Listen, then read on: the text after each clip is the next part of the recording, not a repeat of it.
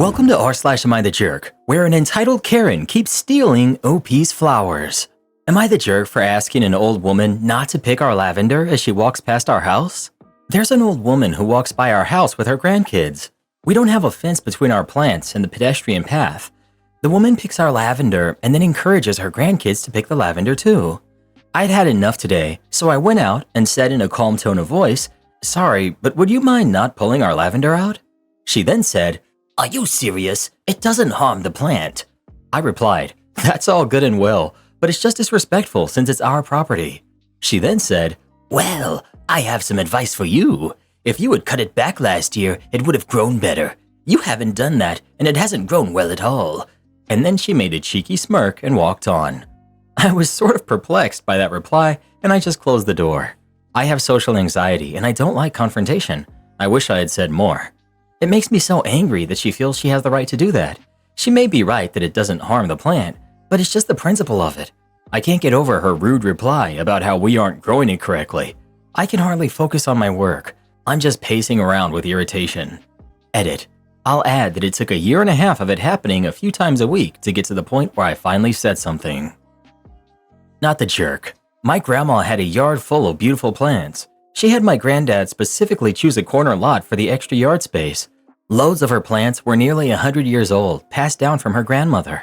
Every dang year she'd get people trying to poach her flowers without her permission. She tried signs, she tried talking, but nothing ever worked. So finally, she just gave up and started hosing people down. She'd blast them with a water hose, and when they freaked out, she'd just spray them again. She said some people are just too thoughtless and rude to reason with, so you treat them like the pests that they are.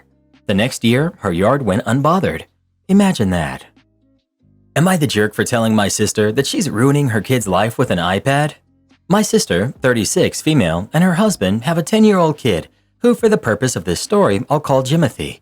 My husband and I sometimes babysit him on the weekends, and some days I take him to school. About a year ago, we started to notice that Jimothy was beginning to develop an American accent. We're Australian. Small kids go through phases, so I didn't want to make it a thing. Over the next few months, the accent got thicker, and Jimothy became more irritable. My husband and I brought this up with my sister, who said that Jimothy wasn't very grumpy when he was with her. He then started losing interest in almost all the activities he used to enjoy. Again, this was a concern for me. Every weekend, it got worse. He would complain about being bored, but when we offered an exhaustive list of things he could come up with, he said no to every single one. The school year for 2024 started, and the weekend after that, Jimothy told us that his teacher and a few classmates had asked him how long he'd been in the US before moving to Australia. At this point, his American accent was indistinguishable from a general American accent. My husband and I were really wondering what was happening. Then it was Jimothy's birthday party. His family was invited, including me, and so were all of his friends. This was the moment that made me realize to some extent what was going on. He was on an iPad, scrolling through some kind of short-form content that I didn't recognize. His friends wanted to play with him, and he just did not notice that they were there. People were giving him presents, and he acted like he was inconvenienced by having to turn off the iPad. Never before had any of my nieces or nephews reacted like this when I gave them money and treats. I told my sister that something was going on and that Jimothy was obviously not in a good way. She seemed very offended that I was questioning her parenting choices, as she put it, and she decided that my husband and I would no longer babysit Jimothy. The next time I saw Jimothy was very recently at my niece's birthday party, different parents. Jimothy was completely glued to his iPad. He was noticeably skinnier, which I suspect was because he was forgetting to eat in favor of iPad time. And when anybody went over to talk to him, he would almost instinctively hide his screen from them so they couldn't see it. I had to talk to my sister and her husband. I told them what I thought, that a year ago, Jimothy was an energetic kid who got along well with everyone, and now he's reclusive, and it's obvious just by looking at him that he's losing weight. My sister denied any changes in his behavior, but her husband did admit that I was right to some extent, and that Jimothy's friends had stopped trying to hang out with him because he said no 100% of the time. I told my sister she was wrecking Jimothy's life by continuing to let this iPad stuff happen. She started shouting at me, and I walked out of the party. Not the jerk. He's obviously deteriorating. I wouldn't be surprised for him to grow up with depression and anxiety when dealing with social interactions at school and at work. It's good that you and your husband care about him. At the end of the day, you tried to help him out, so let them handle the upcoming issues that will surely arise in the future. Though the accent is actually a weird thing to point out, It's not really an issue here. The accent thing just shows how long he spent glued to the iPad watching American shows and playing American games. Accent isn't an issue, it's the reason why it came about that's the problem. I'm British, and my sister knows someone whose kid has started doing the American thing as well. Called out my neighbor for looking through my windows. His response was to install cameras pointing through my windows. I, 25 female, bought a small house in an older neighborhood in my town in May of 2023. My parents helped me gut the house and renovate it. I put down the down payment, but they co-signed the loan with me and helped pay for the renovations.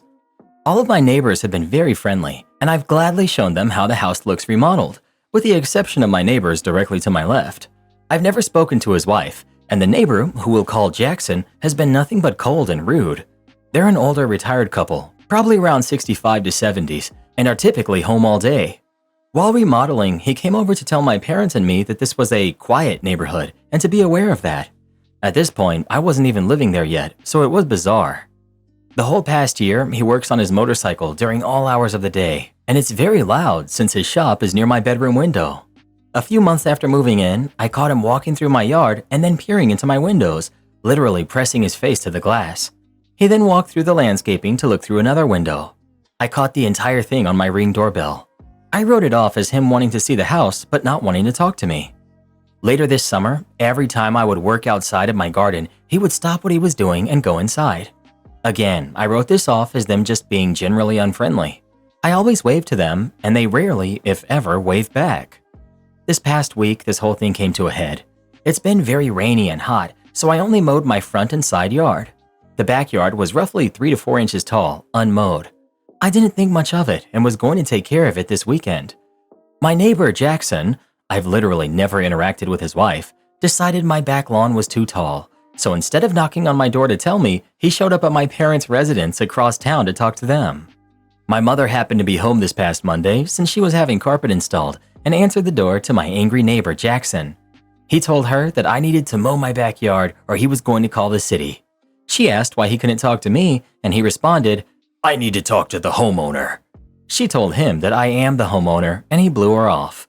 He told her that he has time to take care of things and he knows people, and that he had looked at the tax records because he didn't believe I owned the house. My mom replied that he can call the city, but she'll call the police because we have him peeping through my windows. He claimed that he was just looking at my cats. My mom offered her phone number in case there was another issue, but Jackson refused, stating he likes to do things face to face. Then he left. After much discussion, my mom and I decided that I was going to get him with kindness by inviting Jackson to dinner. If he got to know me, maybe this wouldn't be such an issue. If he was rude, I was going to find ways to be petty back.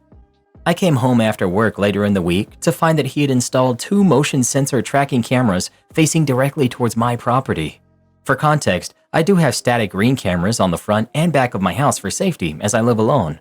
I wouldn't mind if he installed regular security cameras, but these felt like he was sending me a message.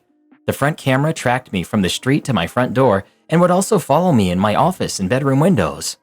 The back camera tracked me through my back door all the way to the back of my property. I had my parents and several friends come over to confirm that the cameras were tracking motion inside my house, then called the non-emergency police line.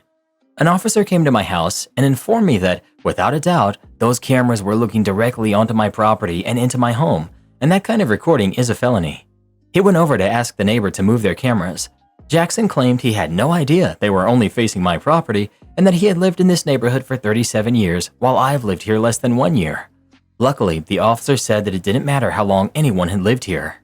We also showed the officer footage of the grass before it was mowed, and he said the city wouldn't have done anything about it unless it was upwards of 9 inches tall. Jackson had to get up on a ladder and physically uninstall and reinstall both of his cameras in completely different spots to comply with the officer's request. I find it hard to believe it was a misunderstanding. Now that this has happened, he's made it a point to repeatedly walk in front of my house over and over to set off my cameras or intimidate me, in addition to sitting outside right on the property line. Clearly there's no chance of peace. Not sure what I've done other than having tall grass. How can I be petty back? Get better window treatments or put up window film to get more privacy. Be sure you have your house 360 degrees covered by cameras. Call the police if he ever trespasses again. Ignore your neighbors completely. Anything you give him will only encourage him and rile him up. He's a bully and you're his new target. Do not talk to your neighbors. Do not look at them. Do not acknowledge them. OP. I'm assuming he thinks my parents bought and still pay for everything regarding the house. I'm 25 with a college degree and I pay all of the bills. They just co-signed with me and helped with some of the renovations. The neighbor's house appears to have never been updated at all, at least from the outside, so jealousy could be at play.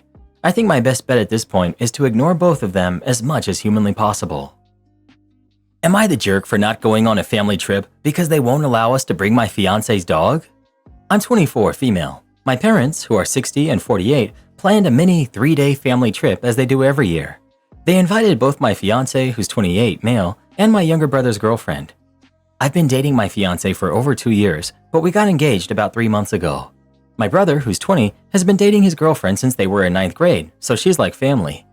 For my fiance, that was not the case. He didn't join any of our previous family trips when we were just dating. This was going to be his first time joining us, and I was so excited. Let me start by saying this. My fiance's dog is not just a pet. She's a seeing eye dog. He's fully visually impaired and he needs her. She's not just our pet, but also basically his mobility aid. She's also the sweetest, most calm dog you will ever meet. Long story short, when my mom found out that we were planning to bring her with us, she was surprised and asked me if we really thought bringing the dog along was a good idea. I said, of course. What else did you think was going to happen? Apparently, that was a ridiculous idea. They love her, but certainly don't want her on the family trip.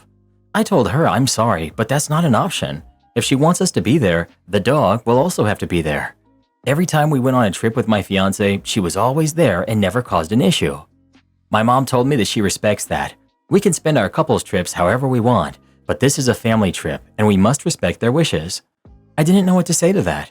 The only thing I could say was, I'm sorry, but we can't attend if they don't let us bring my fiance's seeing eye dog. Then she got furious. She started calling me names and told me that I'm being ungrateful, disrespectful, etc. I don't want to argue with her anymore, so I just hung up the phone. Then my dad called me to fix things. He said it's just a 3-day trip and I could very well guide my fiance if I wanted to. I'm the one making things harder, and even if he can't join, I should still come. This made me lose it completely. I told him if my brother's girlfriend is going to be there, my fiance should absolutely be there, and I'm not making anything harder. They're the ones making this harder, and honestly, very unfair.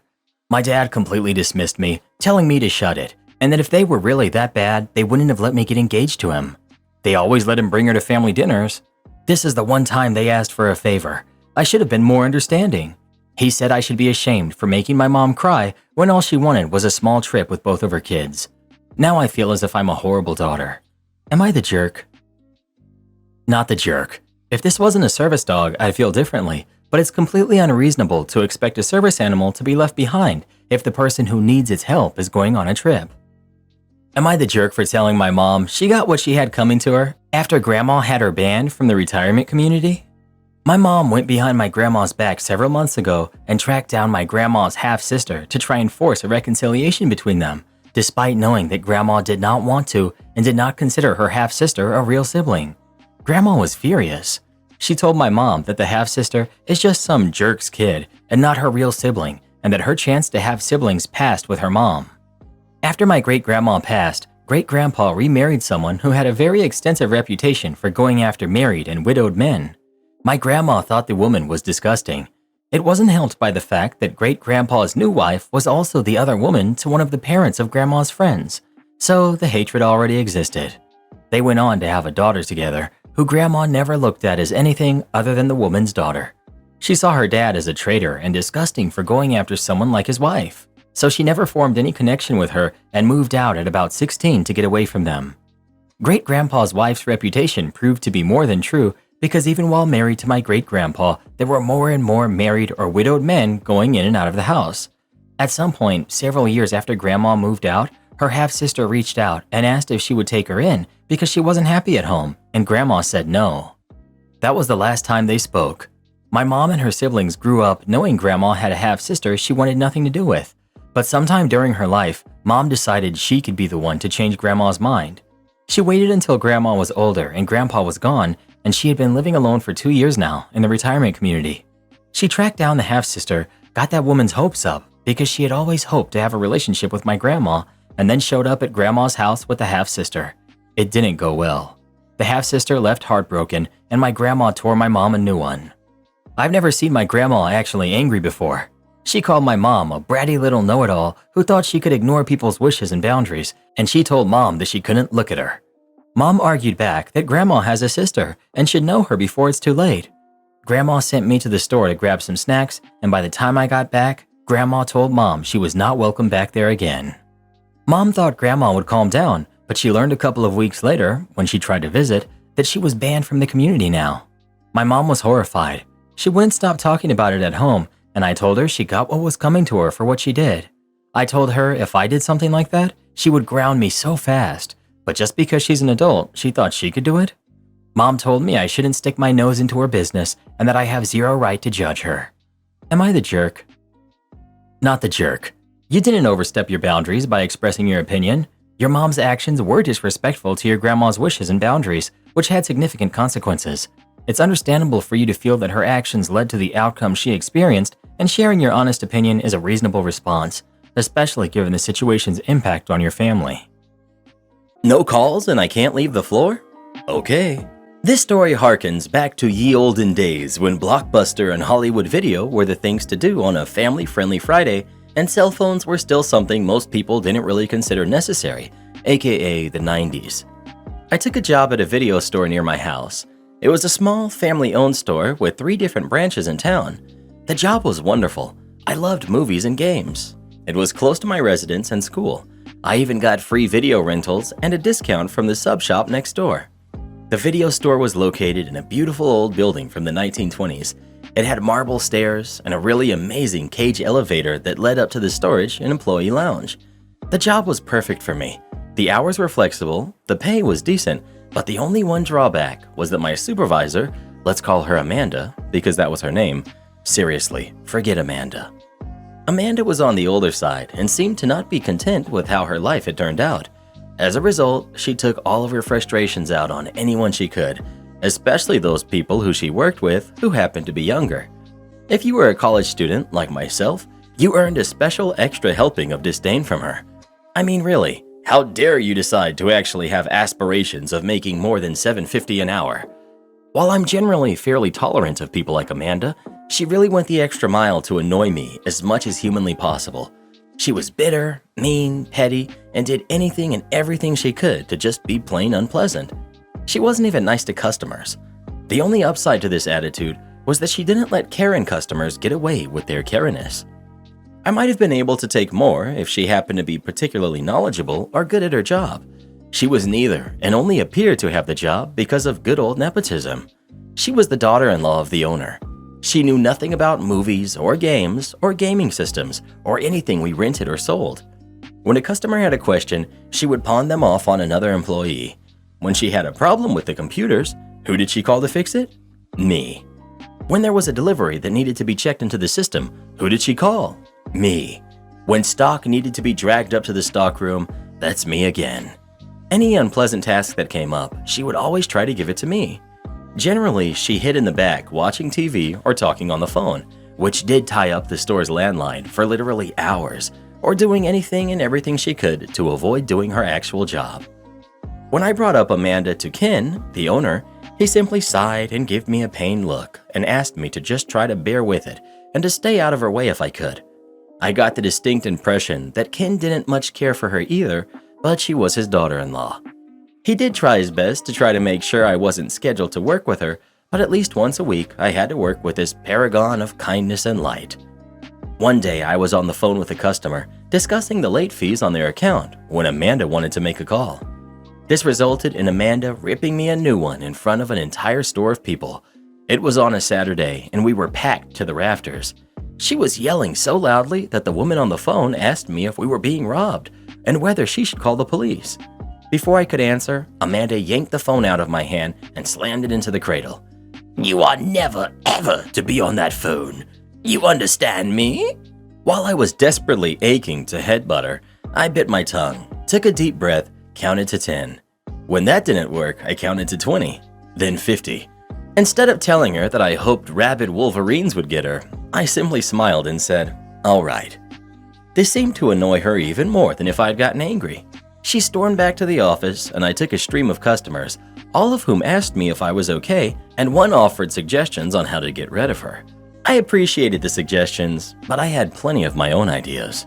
I checked it off in my big book of voodoo curses and hoped I would have a chance to pay Amanda back for her thoughtful gesture of embarrassing me in front of half of the metropolitan area. Still, there were a few more pieces to be laid out for my malicious compliance, and Amanda wouldn't disappoint me. The next piece came, perhaps a month later. I had been at work for about 7 hours of my 9-hour shift and had only seen Amanda once, and that had been when she left the store. Considering I only had 2 hours left of my shift and hadn't yet taken a break, I really needed to go to the bathroom. I told my coworker I was heading to the restroom. This was, however, apparently not in keeping with Amanda's view for the universe.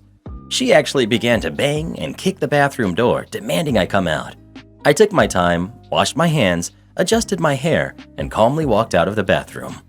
While she began to scream, I ignored her and walked up to the front of the store and took the cart of movies to be reshelved. She grabbed the front of the cart and swiped the movies off the top.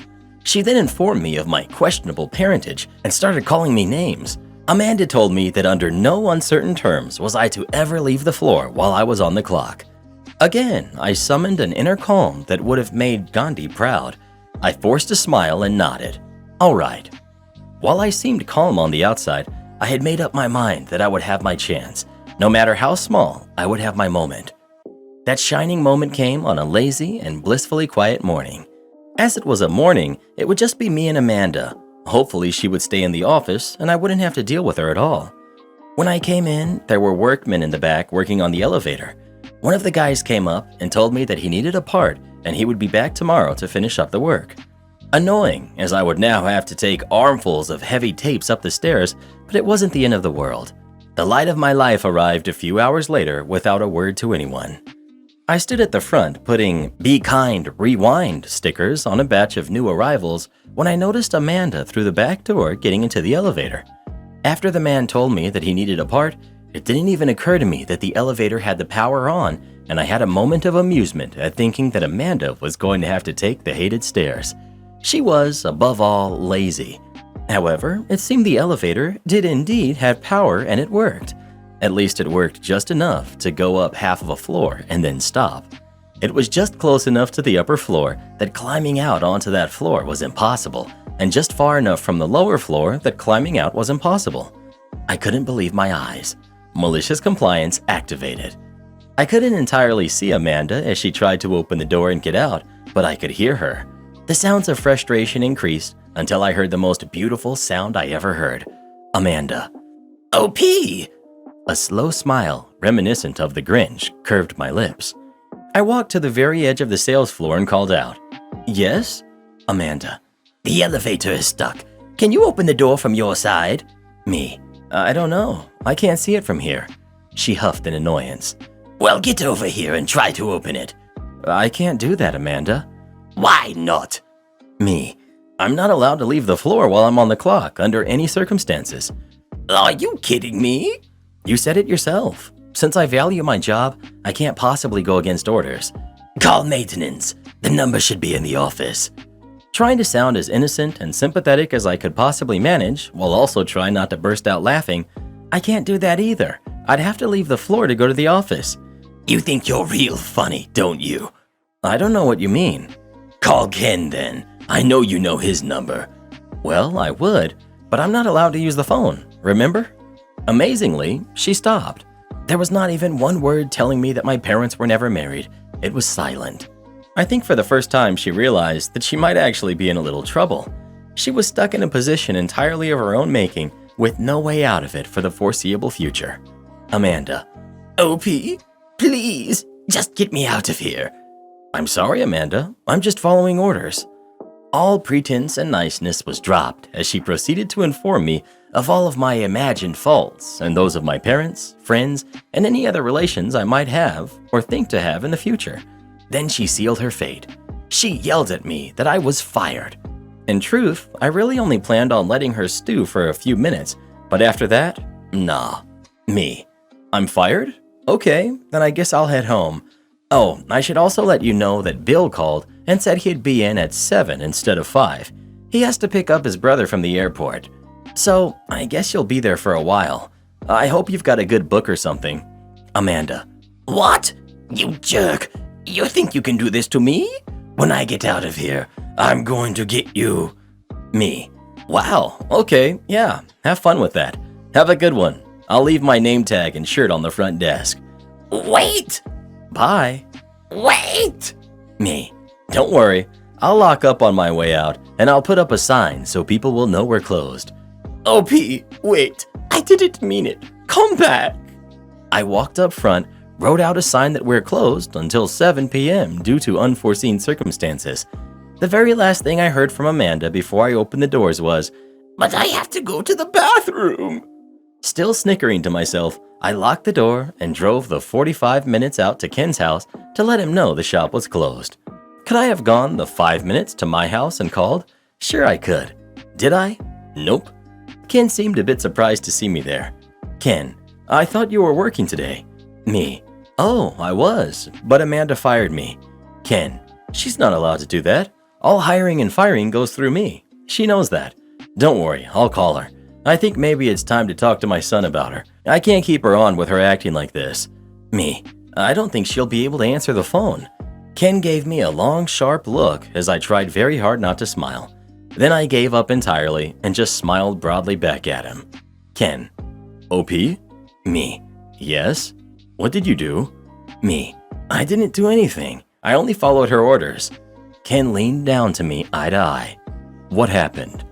I gave him the full tale from her telling me that I couldn't use the phone under any circumstances to her telling me that I wasn't allowed to leave the sales floor when I was on the clock. Then I told him about her being stuck in the elevator. You didn't tell her the elevator was broken? I didn't even realize it had power. Ken just stood there looking at me gobsmacked and then started laughing. I should really go let her out. He paused for a minute and looked down at his dirty hands and clothes, then up at me. But I really shouldn't leave these flowers half planted, and then I should probably take a shower. I don't want to make that drive covered in dirt. Me. Oh, of course not. You've got a really nice car, and it would be a lot of work to get that mulch dirt out of your seats and carpet. Do you need some help with the planting? Ken nodded back at me and gave another chuckle. It took probably another hour to finish planting the flowers. Ken told me I'd be paid for the day and sent me home with assurances that I did indeed still have a job and that he would deal with Amanda.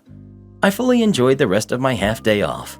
I did hear from Bill that when he got there, the elevator repair guy had just arrived and that Amanda ended up spending about 5 hours stuck in the elevator.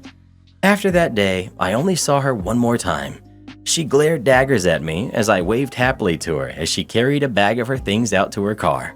Whenever I think about it, I still get a little smile on my face. Besides, I only did what she told me to. Karen waitress chases us down, claiming the $50 tip we left was not good enough. Last night, my husband and I went out to a very nice dinner at a steakhouse. The total was like $150 for the two of us, and we didn't even get dessert. We both preferred to tip cash, so we used a card to pay for the meal, rounded to the nearest dollar for the tip there, and then left a $50 bill on the table. The restaurant did close at 10 p.m., and it was just after 10:10 when we got outside. We both thought the $50 was enough of a tip, but the waitress disagreed. She followed us outside and got very upset that we stiffed her. At first, we thought she had only seen the card slip, so we explained that we had left cash on the table. She scoffed at us and said that she knows that, but 30% isn't high enough. This is a very nice neighborhood, so she likely did often get higher tips, but we weren't too thrilled with her service. We had to wait for refills, even though there were only a few people, maybe like 10 in the restaurant. The food also took forever to come out. We'd have been gone before closing and had time for dessert, but the food came very slowly. She was demanding a higher tip, so my husband pulled out $100 and asked for the $50 back. She clearly thought she was going to get the $100, so she gave it back. My husband put them both in his wallet, and we got into the car and drove away. I know servers depend on their tips to survive as they get paid rubbish. Were we the jerks here for taking the tip back? My husband and I are conflicted on this. Well, who do you think is the jerk? OP or the waitress? Please let us know. Hold on, Karen is a waitress? My brain's starting to hurt. Got $40,000 for accidentally confiding a secret to a gossiping coworker. I worked at a chain salon in the US for minimum wage plus tips. We got paid on a sliding scale. The more you added services, the more your hourly pay. Then for back to school, we started offering $10 haircuts. It's dumb to offer a big discount on back to school because that's when everyone needs a haircut, but whatever. Except, to advertise this sale, we had to stand on a rickety step stool and hang a 10-foot long, 3-foot wide banner off the roof of our store. The step stool alone made it a dangerous task, but on top of it, the sidewalk was uneven.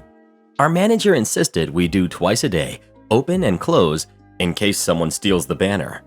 Because certainly, someone would want to steal a banner with a logo that says $10 haircuts. It was annoying, but I was looking forward to my next paycheck. I had a high service dollar per hour, which should have meant a bigger hourly pay and paycheck. Except it didn't. That $7 haircut discount? It was coming out of our final service dollar calculations, and we ended up making significantly less than usual. I'd worked there for years, and this was the smallest back-to-school paycheck I'd ever seen. I went in the next day and was upset. That morning, a coworker, who was a total brown nose and gossip, and I were outside setting up the banner. It was my turn to stand on the rickety step stool, and I said I was glad this will be the last time I ever do this. I was fully prepared to make a joke about how I was going to fall and hurt myself when the petty revenge idea came into my mind, and I swiftly executed it. When she asked why, I told her not to tell anyone, but I'd accepted a job at another salon with a set schedule, higher commission, and $5 more an hour. I said I'd planned on putting in my 2 weeks, but they needed me to start sooner, so I was going to work the weekend and not come back. This would leave us understaffed for the back-to-school rush.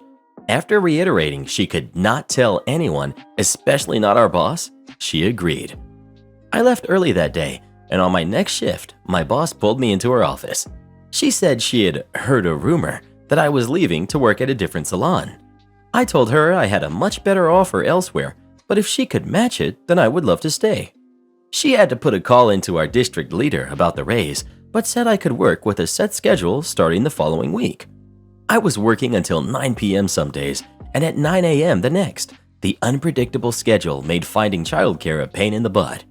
I was consistently ranked number 2 in sales for our store and the district, so the DL approved the raise and I stayed there another 5 years, which means I got an additional $39,000 in pay for accidentally telling the salon gossip my secret.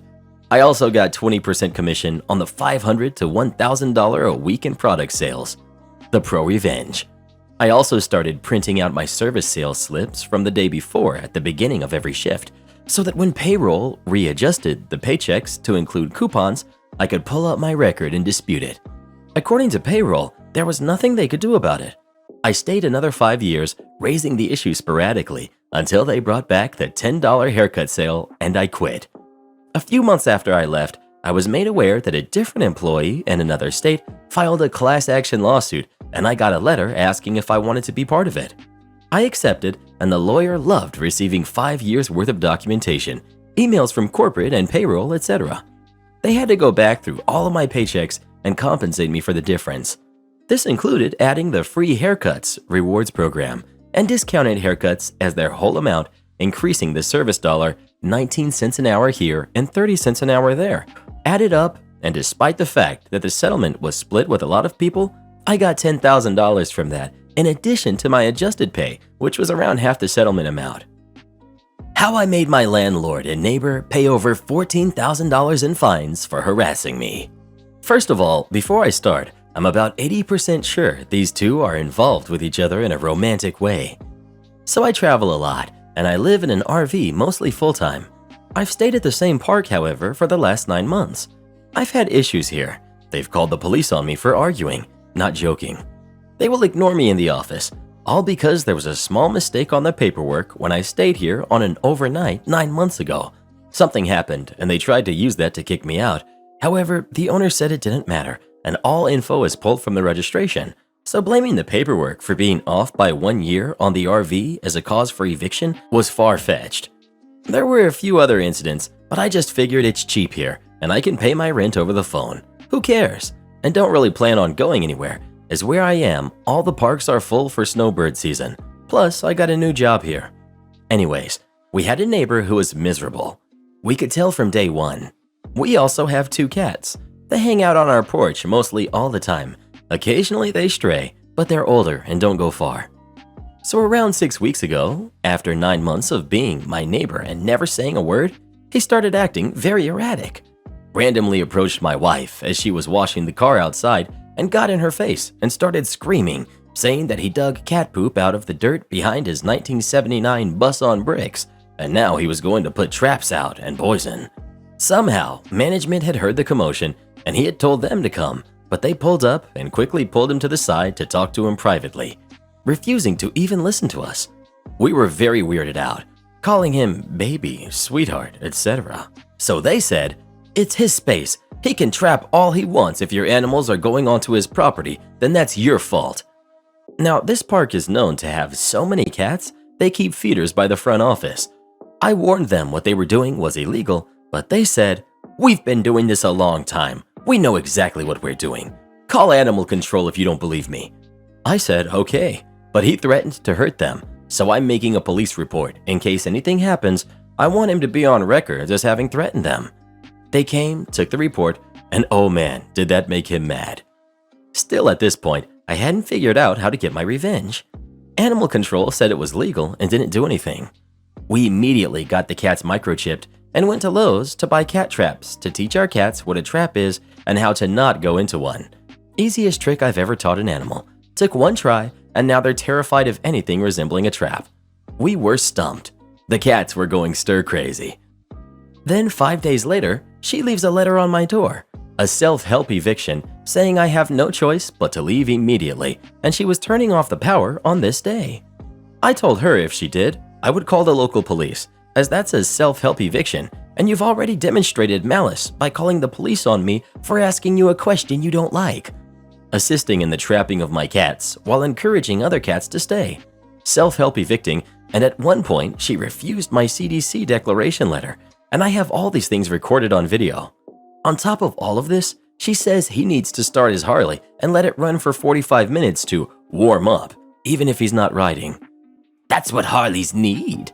2 feet from my bedroom window when he knows I work nights and I'm asleep. Essentially trying to force me out, saying my dummy camera isn't allowed, however, his real camera pointed at my space is. I was very prepared for an eviction threat, as these guys get away with so much, being that they can threaten eviction and people will just roll out in their RVs. Not me. No, not me. After the manager finally spoke to the owner, she realized she had dug herself into a hole and now couldn't evict me unless I had not paid rent, as they had refused to show me a contract or any rules the entire time I've been here. They don't like to have written rules, so they can change them as they need. The manager told me I was never allowed into the office unless to get mail, and I must pay rent over the phone with a card. Still though, I wasn't comfortable because my neighbor now had put out around 4 different traps, some as close as 1 foot from my property line. He still hadn't caught anything, so by chance, I ran into a property manager while out shopping for my own trap, and he told me some interesting things. I did a little research and found out that trapping in Nevada is illegal without a permit. Too many protected species. So I knew the cats would never go into a trap. We did about 5 sessions with them, and they got to the point where they even saw the trap, they'd just hide. So I told the landlord, it's fine, he can keep the traps. I had heard from a neighbor that he saw the managers opening up the storage room and loading his truck with animal traps, but he didn't know about our situation, so he was confused. This is when I put my plan together. I knew the longer he saw he was getting his way, the more traps he would put out, and the more erratic he would become. He started revving his Harley for 45 minutes about 3 times a day while sitting inside with the radio on blast. Then he'd get a chop saw and cut lumber into as small of pieces as he could, and then stand 10 feet back and launch them into a steel trailer. I had around 2 gigabytes of video from my cell phone, so I only actually caught about half of it. I knew he was losing it. I put a dummy camera facing his front door, and that's what did it. He got too close and pushed my wife on camera. I had successfully driven him nuts and had what I needed for a civil harassment suit, and I just let him stew. Every few days, I'd notice a new trap. Finally, when he got up to 14 traps, his tiny RV space looked like a landmine of cat traps. My cats were, and probably are still traumatized from the sight. The next move was to call the Nevada Fish and Wildlife. I emailed the pictures of the traps. They finally showed up today and found his 14 traps. The fine is $1,000 per trap. These people also are cops that don't get to ever bust anyone, so they took it very seriously.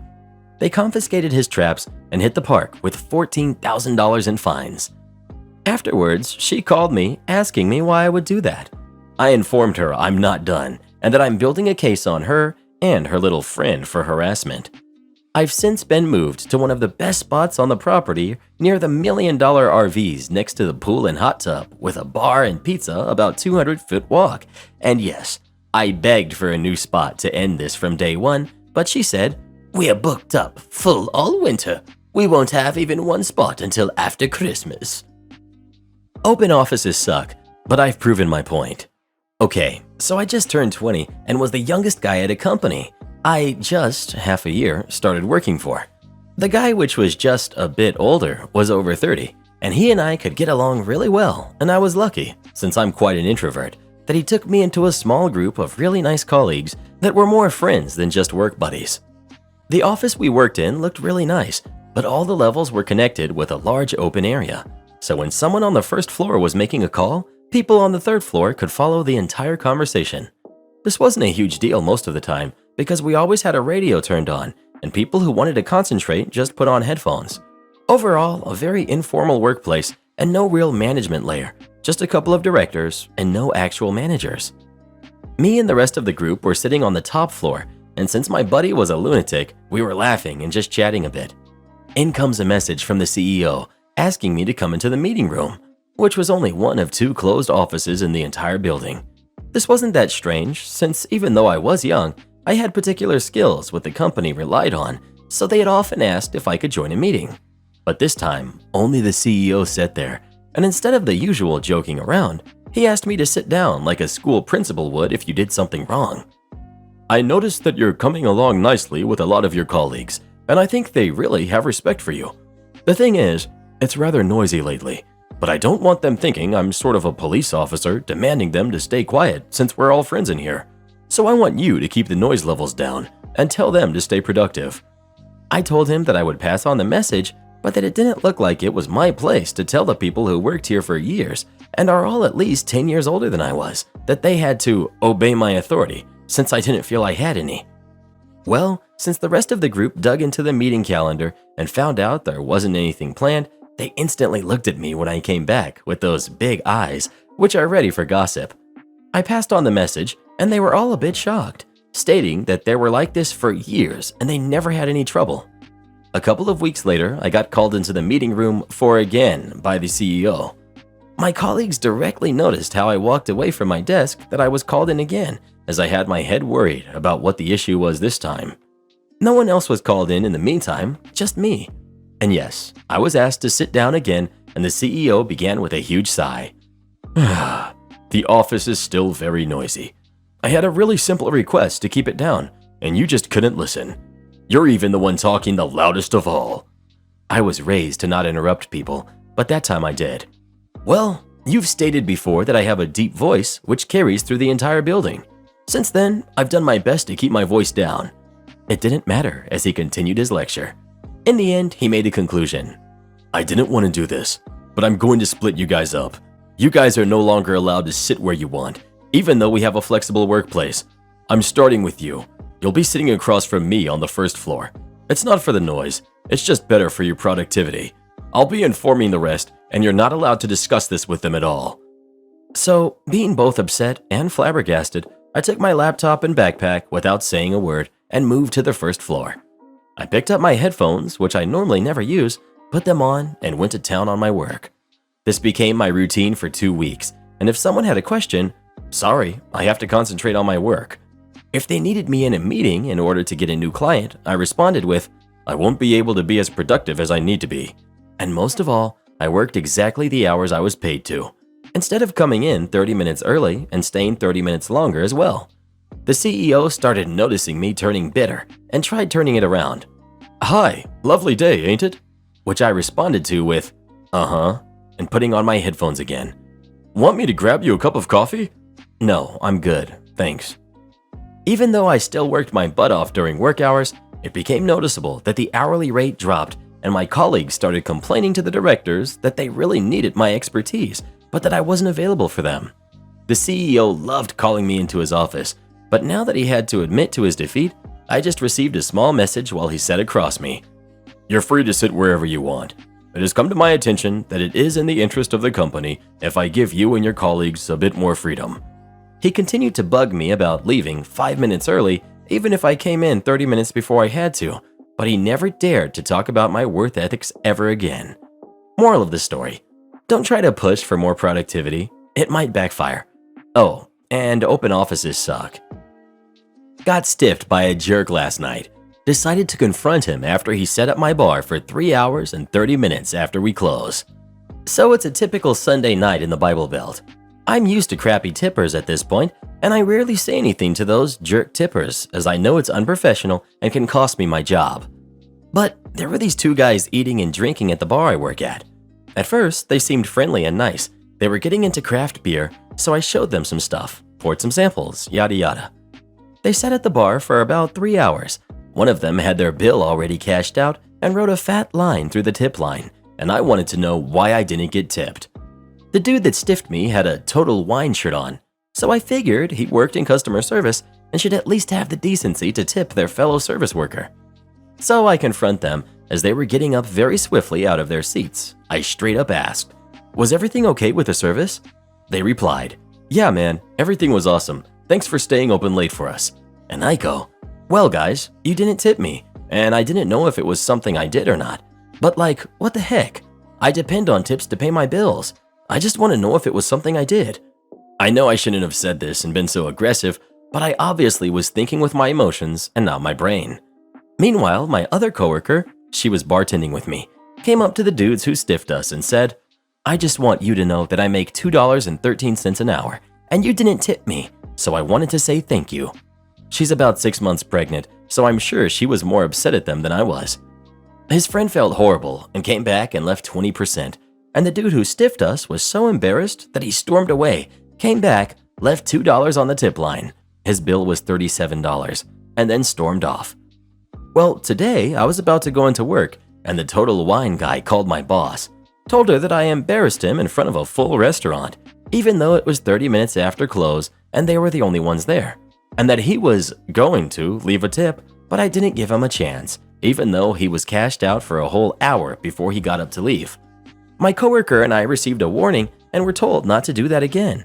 But you know, although that was so unprofessional of us to pull that stunt, I'm pretty sure that guy is going to remember that for a while and may start tipping bartenders and servers, especially if he's going to be drinking craft beer in breweries and bars. That being said, I don't think it's smart to confront crappy tippers, especially cursing around them, because they can definitely get you back and cost your employment. Gonna try my hardest to stay humble after that one. Karen gets sent to the hospital. It started off as a good day until I went shopping at the local save stay. With what's going on in the world, I was determined to not linger and moved on about my shopping with purpose, not lingering anywhere unless I had to, such as in the case of pausing to read a label. I did pause to help one elderly lady who asked me politely if I could get something off a top shelf for her. That was my mistake. I turned to go back to my shopping when I heard, "Ahem, excuse me," the call of the wild Karen. Before I even turned, I popped out the words, "I don't work here, never did," turned as I spoke, and there before me was a living meme, every inch of a Karen. "You helped that old jerk," she screeched, "so don't try to tell me you don't work here." I helped her because she asked politely for my help, you rude jerk, unlike you. So you can just toddle off and take care of your own shopping. And by the way, I don't work here, I said sharply to her, turned and went back to my shopping, steadfastly ignoring her screeching and yelling. She followed me, all the while screeching for a manager. A worker approached to see what was going on, and she yelled, not asked, full-on yelled at her to get a manager immediately. The worker scuttled off, not wanting to deal with an irate customer to find a manager. Can't hold her to any blame here. It didn't take long for a manager to show up. She, the Karen, started yelling how I was rude to her and refused to help her while at work, blah blah blah. While she was informed that I'm just another customer, she went crazy and got much louder, insisting that I do work there and she saw me helping someone else. It was then she made a huge mistake. I turned and stepped a few feet away to grab something I was getting anyways when she screeched a wordless and charged after me. She made a grab for me, determined to see me punished for not being her servant of the moment. I dodged her easily and stepped aside, letting her rush past. When she did, she tripped and fell flat on her face and didn't immediately get up. I had not done anything to her. She did this to herself. If that were the end, you all know I wouldn't have posted here. By the time she started to stir, the police and an ambulance had been called. Police arrived first, within 5 minutes, so must have been nearby. They were checking her over as best they could without moving her when she started stirring and trying to get up. Of course, she tried to say that I had shoved her, but the manager had already told them what happened. They would view the security footage when she had been seen too. She was a mess too. She looked like she had really gotten hurt. I wasn't cuffed as I was being calm and not angry. If anything, I was concerned for her. The paramedics arrived shortly after and did their thing and hauled her off on a gurney. Last thing she yelled is that she was suing everyone, very loudly and very rudely. I pointed at the ceiling and said, "Security cameras, good luck with your suit." The police took a look at the security footage, got my name, address, and phone number, and sent me on my way. I'm puzzled at how nearly everywhere I go, someone thinks I work there.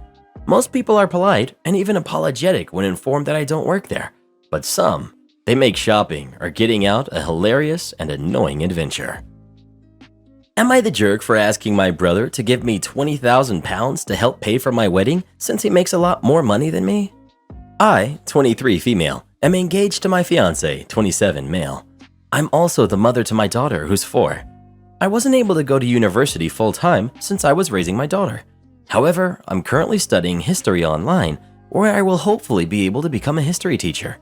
Balancing studying while raising my daughter hasn't been easy. However, having my fiance supporting the family has really helped, since my fiance works in a research lab. We have enough money to live comfortably, but saving up money to have our dream wedding would take years. My brother, 28 male, works as a hospital doctor. His wife also works as a hospital doctor, so to say that they are well off would be an understatement. My brother hasn't had the same struggles of raising a child since they both don't want any kids. I don't mind the fact that they don't want to have kids, but they've been able to save a lot of money due to this. Recently, I asked my brother if he would be able to help pay for my wedding, since having him contribute to my wedding would help make it a magical moment for me. My brother offered to give me £5,000 towards my wedding, which honestly surprised me. I might be wrong here, but surely as a hospital doctor, my brother should be able to contribute more to my wedding. I told him that I'd really appreciate it if he could give me £20,000 for my wedding, since it would really mean a lot, but he refused. I'd be lying if I said I didn't make my annoyances with my brother clear, and I told him that his refusal to help pay for my wedding is selfish, and that if he doesn't help contribute to my wedding, then he won't be able to come, since it isn't my fault that I don't have a lot of money to fund my wedding. We had an argument afterwards, and I haven't been returning his calls since. The rest of my family is helping to contribute to my wedding, which makes his refusal even worse. Despite my brother's actions, my father thinks that I'm being too harsh on my brother, and that me not inviting him to my wedding would be upsetting for him. Am I missing something here? Am I the jerk? Well, who do you think is the jerk? OP or her brother? Please let us know. Bruh! No, ma'am. The cashier did not think you were 88 years old. I'm the assistant guest services manager for a semi-upscale grocery store. On this day, I was behind the service desk, working on the schedule and answering the phone. I get a call from a woman who is clearly irritated off the bat. She requests to speak to the highest available manager. There are about 5 I could have chosen from that day, but I've learned how to field some of these calls to keep them off my boss's desk, which she appreciates. Me. Yes, ma'am. My immediate supervisor has stepped away to lunch, but I'm the assistant guest services manager. I'd love to try and help if I can. Lady. Well, I just got home and read my receipt for the wine I purchased earlier, and I am livid, young man. Me. I'm so sorry to hear that. What seems to be the problem? Karen. I am not 88 years old. I wasn't even born in November. This was extremely rude of your cashier to make a joke at my expense. At this point, I have to stop and think. What the heck? Do I even have a cashier that would find that amusing? No. Wait a minute. Me. Ma'am, did we check your ID? Karen. No, because I must look like an old hag to you kids. I'm 34. Me. On your receipt, is the birth date listed as 11/22/33? Yes. Me. I see the problem now. In order to keep lines moving, we enter 112233 as the birth date for anyone we believe to be over 28 years of age. Karen. Oh, my gosh. I'm so sorry. That makes sense. My checkouts at your store are always fast. Me. We try, and I'm glad you shopped at our store today. I hope you plan to return. Well, your potato salad is really amazing. See you soon, and thank you. Click. Am I the jerk for not inviting my son to my wedding? I, 34, male, used to be in a relationship with Sarah, 35, female. We met in middle school, dated on and off in high school, and even talked about marriage in college. This all came to an end when I caught her cheating with my roommate and we broke up. It was really hard, but it got worse when I found out that she was pregnant. Immediately I sought her out, and to confront the possibility of her baby being mine, and Sarah avoided me while sending her friends and new boyfriend, Adam, the guy she cheated with, after me to stop harassing her. I reached out to her mom explicitly stating that I only wished to know if there was a chance that I was the father, and after enough persistence, Sarah contacted me directly, called me pathetic, that I wasn't the father, and if I continued, she would call the police. Being a broke 19-year-old, I took her at her word and washed my hands of the situation and transferred to another college and moved on with my life. Eventually, I met my fiancée, Miranda, 29, female, and we've been very happy together. Before the lockdown, we were supposed to get married, but understandably, that got pushed back. Now that restrictions are loosening up, we're moving forward with the plans, but have drastically cut down on the number of invites to abide by the venue's safety policy. After completing the list and sending out the invitations, I was recently contacted by Kevin, 15, male, claiming to be my son. Obviously, I didn't take him at his word and asked who his mom was, and he said Sarah. I told him that before he was born, his mom assured me that I wasn't the father and asked him why he thought I was. Kevin explained that it came out that Sarah's husband, Adam, wasn't his biological dad, divorced her, and hasn't spoken to Kevin in years. I agreed to take a paternity test and was shocked that I was his dad. I had asked Sarah if there was any chance, and she had denied it. Miranda was surprised, but also supportive, and I've been speaking to Kevin regularly, while also making plans to see him. He saw on social media that Miranda and I were planning on getting married in the spring and wanted to come. Unfortunately, everyone that we've already invited have all RSVP'd and made special accommodations to attend our child-free wedding. There's no way Kevin can come without Miranda and I disinviting someone else, which we feel is rude. I told Kevin that while I can't invite him to the wedding, I promised to put together another event so he can meet more people in my family. He seemed understanding, but his maternal grandmother called me up to berate me for not making him a priority now that I'm aware of his existence. Am I the jerk? ETA, because I keep seeing this. The venue has a policy on the number of people who can attend due to safety. This isn't about fire codes, but lockdown, not the fact that the wedding is child-free. ETA 2. Thank you to those of you suggesting that we explain the situation to our guests to see if anyone would be kind enough to allow Kevin to come instead.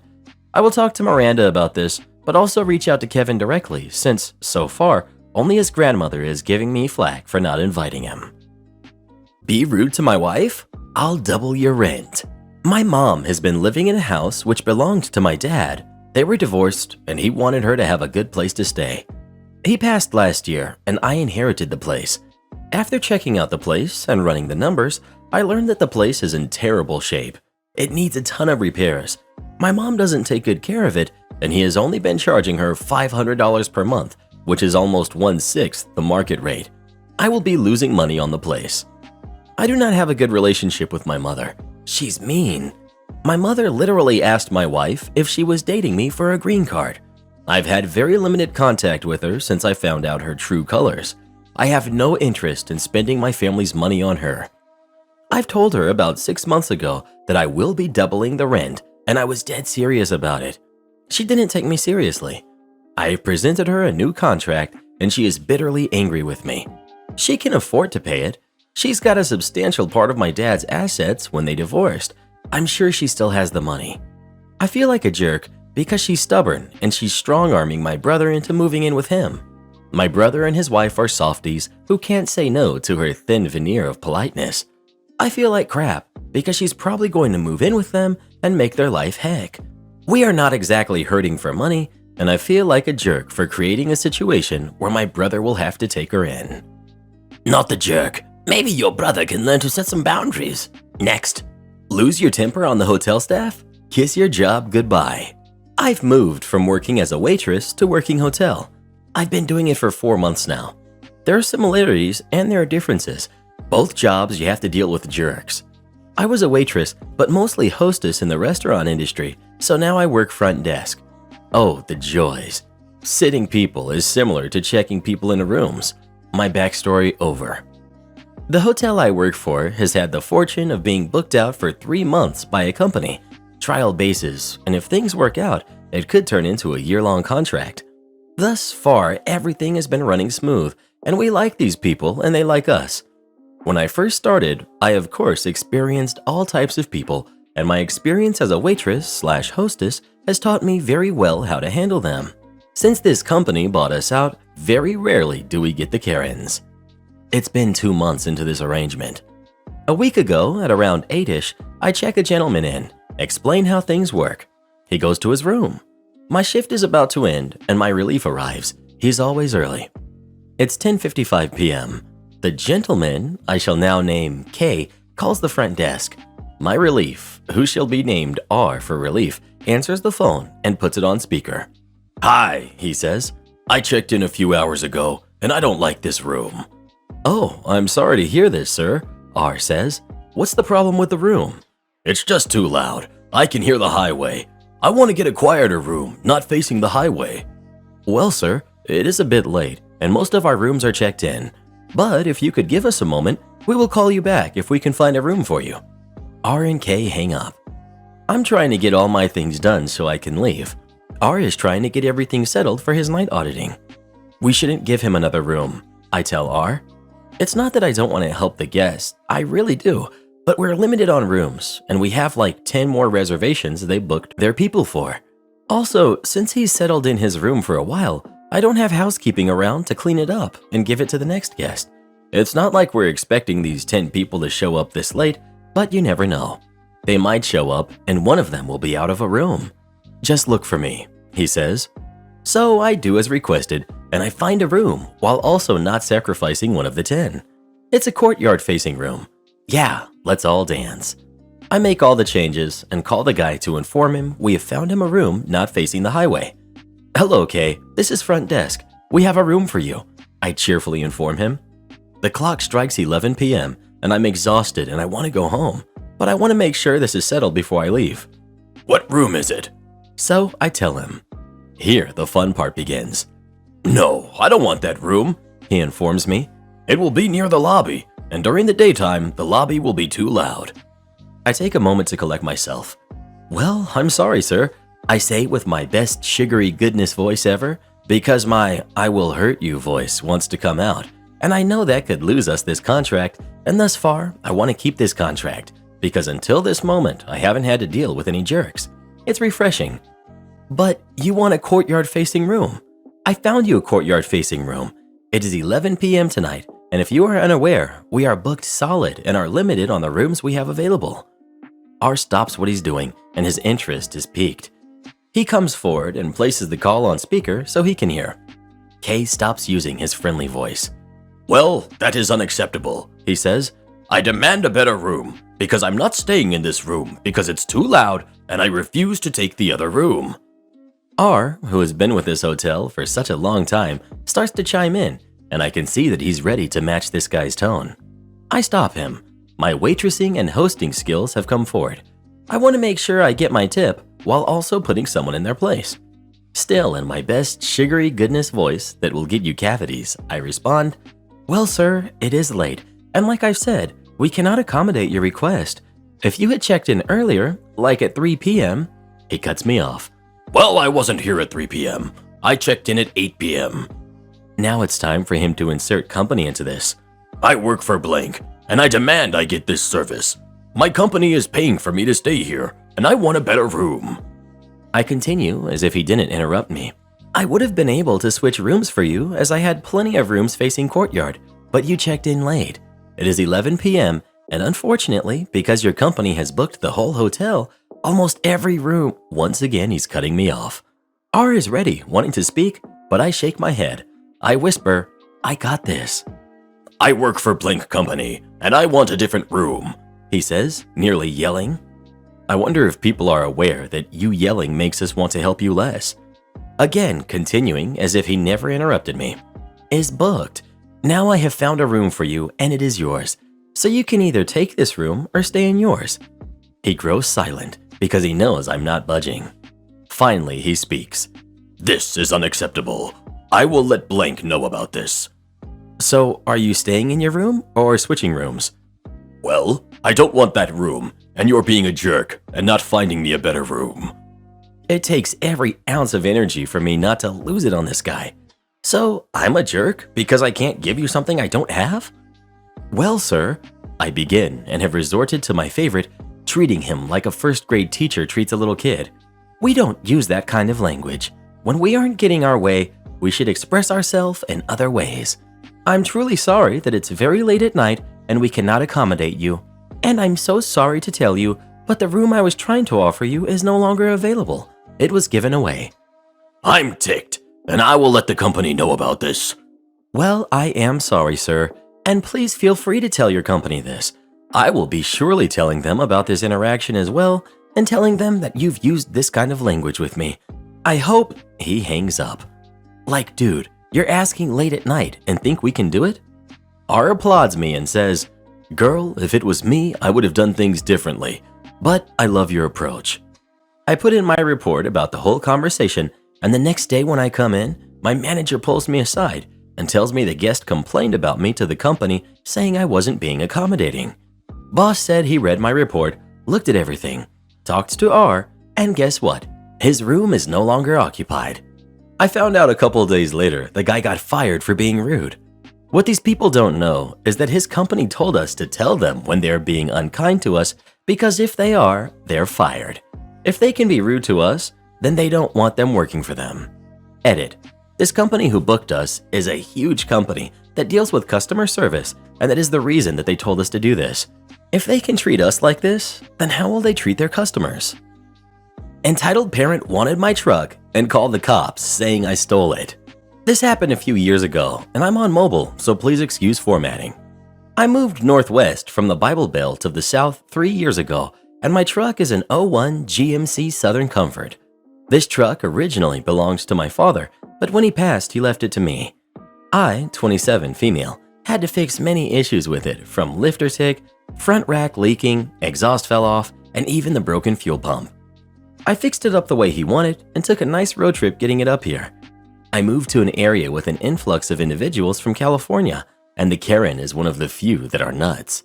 She complained to the front desk of the apartment complex for anything and everything. She once yelled at random people at the parking lot because she wanted an eco-friendly environment and demanded we all sell our gas vehicles for Teslas. When we said we can't afford them, she screamed at more people about how she could afford hers. I don't drive the truck very often because Dad wanted to keep the mileage low, and it's a lowrider, so it's a Sunday driver. It's been over 2 years since this happened. It was late summer, and I decided I'll take it to the car wash to clean it up a bit. Now this truck is loud, but not obnoxious. Everyone who has owned a V8 knows a cold start in the morning can be loud, and the Flowmaster Outlaw under it doesn't help. She came out, banshee screaming at me that I need to tone it down because people are sleeping. It was 9 a.m. I apologized and said, I haven't cranked it in over a week. It's going to be a little loud. It's a 5.3-liter V8. She looked at me more and smiled and asked, Can my son have it? Me. What? No. Why would you ask that? Her. Well, my son is in high school and would absolutely love it. Plus, you have multiple vehicles and you don't need more than one. Me. Absolutely not. This truck belonged to my dad and it's not for sale. If you don't give it to me, I'll tell the front desk on you. Me. Go ahead. And I drive off. I later got a call from the front desk that she complained and to meet them there. Me. Hello, manager. How can I help you? Manager. Hey, OP. Karen is here complaining that your truck is too loud. Do you have the copy of the exhaust paperwork? Me. Yeah, I'll go get it. Grabbed it out of my center console and handed it to my manager. Manager. You see, Karen, her truck is in legal noise ordinance limit, and even then, it's not that loud. Me. I'm sorry, Karen, you feel my truck is too loud, but it's in legal limit, and I don't drive it every day. Karen stormed off, slamming the manager's door. Me shrugged shoulders. I don't know what her problem is, but she tried to ask me to give her the truck earlier. Manager. Weird. A few days passed, and it was nice, but as I was going to go put gas in my truck, Karen once again asked for it for her son. I said no. She threatened that she would call the police on me. I said go ahead, waited by my truck for them. They came and said they got a report of a stolen vehicle. They separated us, and I told them everything. Officer. So, Karen has been harassing you and demanded the truck? She claimed you took the keys from her son and pushed him. Me. Yes, officer. Here are the registrations from the last several years, including the ones with my dad's name on them. If you follow me, I'll get the title that's in my name and his death certificate. We got the papers from my lockbox. Officers reviewed them together and told Karen, Ma'am, filing a false report is serious. Karen. But she stole my son's truck. Officer. No, you falsely called us and harassed her. Karen shoved the officers, trying to run between them, and was arrested for assault. Karen was evicted for throwing rocks at gas trucks in the parking lot a few months later and encouraging her 2 teen sons to jump in the beds of the trucks. She claimed they were free-range kids. Yes, like chickens, and thus were above the law. She also screamed at a couple and left a bag of dog poop on their door. Yeah, she wasn't very pleasant as a neighbor. Am I the jerk for not backing up my neighbor on her noise complaint and saying, actually, her family is more disruptive? I live on a corner with 2 houses close by, one to the left of my place with a family living there, and one behind my place that a young couple recently moved into and is renovating. We're in a residential area of a city, but it can be noisy with traffic, neighbors close by, pedestrians, etc. I'm pretty good at tuning the noise out. The family next door is probably the most disruptive though, since they have kids who spend a lot of time outside when I'm at work, and they yell a lot. They often have other neighbors' kids over their trampoline or playset, so the group gets pretty loud when I'm working from home. I've never said anything despite them distracting me from work because I figure being tolerant of some noise is just part of living in a city. At the other house, the young couple seems to be renovating and DIYing, but there isn't as much noise, or at least not as much that is attention-grabbing as yelling or big groups of kids. They do a lot of their work after my workday is ended, and I'm either less in need of quiet or going out at night and not there to hear it. Anyway, the wife of the family next door approached me recently saying she was filing noise complaints with the city and the police about the new couple. She asked me to file reports too, to put more pressure on the city and the cops. I told her I wasn't bothered by their renovation noise, so I wasn't going to report anything. She seemed surprised by that, saying that I was even closer and that it must be bothering me because even at her house, which was further, the noise was making it unlivable. I said that I genuinely wasn't bothered. She got frustrated with me, saying I didn't care about the community and how the neighborhood was being brought down by young people with no respect. She said that they should hire contractors who can do the job quickly instead. I said, well, I don't think it's a good idea reporting them. They're not that loud, and you'd probably be starting things off on the wrong foot. She said that they were making her house unlivable. I was getting kind of frustrated, and I said, I live the same distance from their house and your house, and honestly, y'all are a lot louder than them. They've never been loud enough to be disruptive to me, but honestly, your family often is. I wouldn't be standing in a glass house throwing rocks like that if I were you. She got really frustrated with me and accused me of being just like them, inconsiderate young people, and banding together with them. I said that she was being a hypocrite, and if she kept trying to get me to report the new neighbors for noise, I'd be reporting her house instead, because out of everyone, her house was the noisy one. That made her really mad, saying we were all childish and inconsiderate. Am I the jerk for telling my neighbor that actually she was the noisy one? Am I the jerk for leaving after my boyfriend made me sit in the kitchen by myself when his doctor friends came to visit? Hi, this is a minor conflict that me, female 31, and my boyfriend, male 33, had this week. We've been together for 9 months. He's a pediatrician and I have a job at an elementary school. He's sweet and makes me feel happy whenever we're together. He was missing me lately and had been wanting me to visit, and he was too busy, so I only got the chance to visit yesterday. We sat down in the living room in his apartment, and he was about to make some coffee when the door rang 13 minutes after I arrived. He went to take a look through the hole, then returned and asked me to get up and follow him to the kitchen. I asked why, but he didn't say. He had me enter the kitchen and said his two friends, who are his work colleagues, doctors, came to visit, and he wanted me to sit tight for a few minutes till they leave.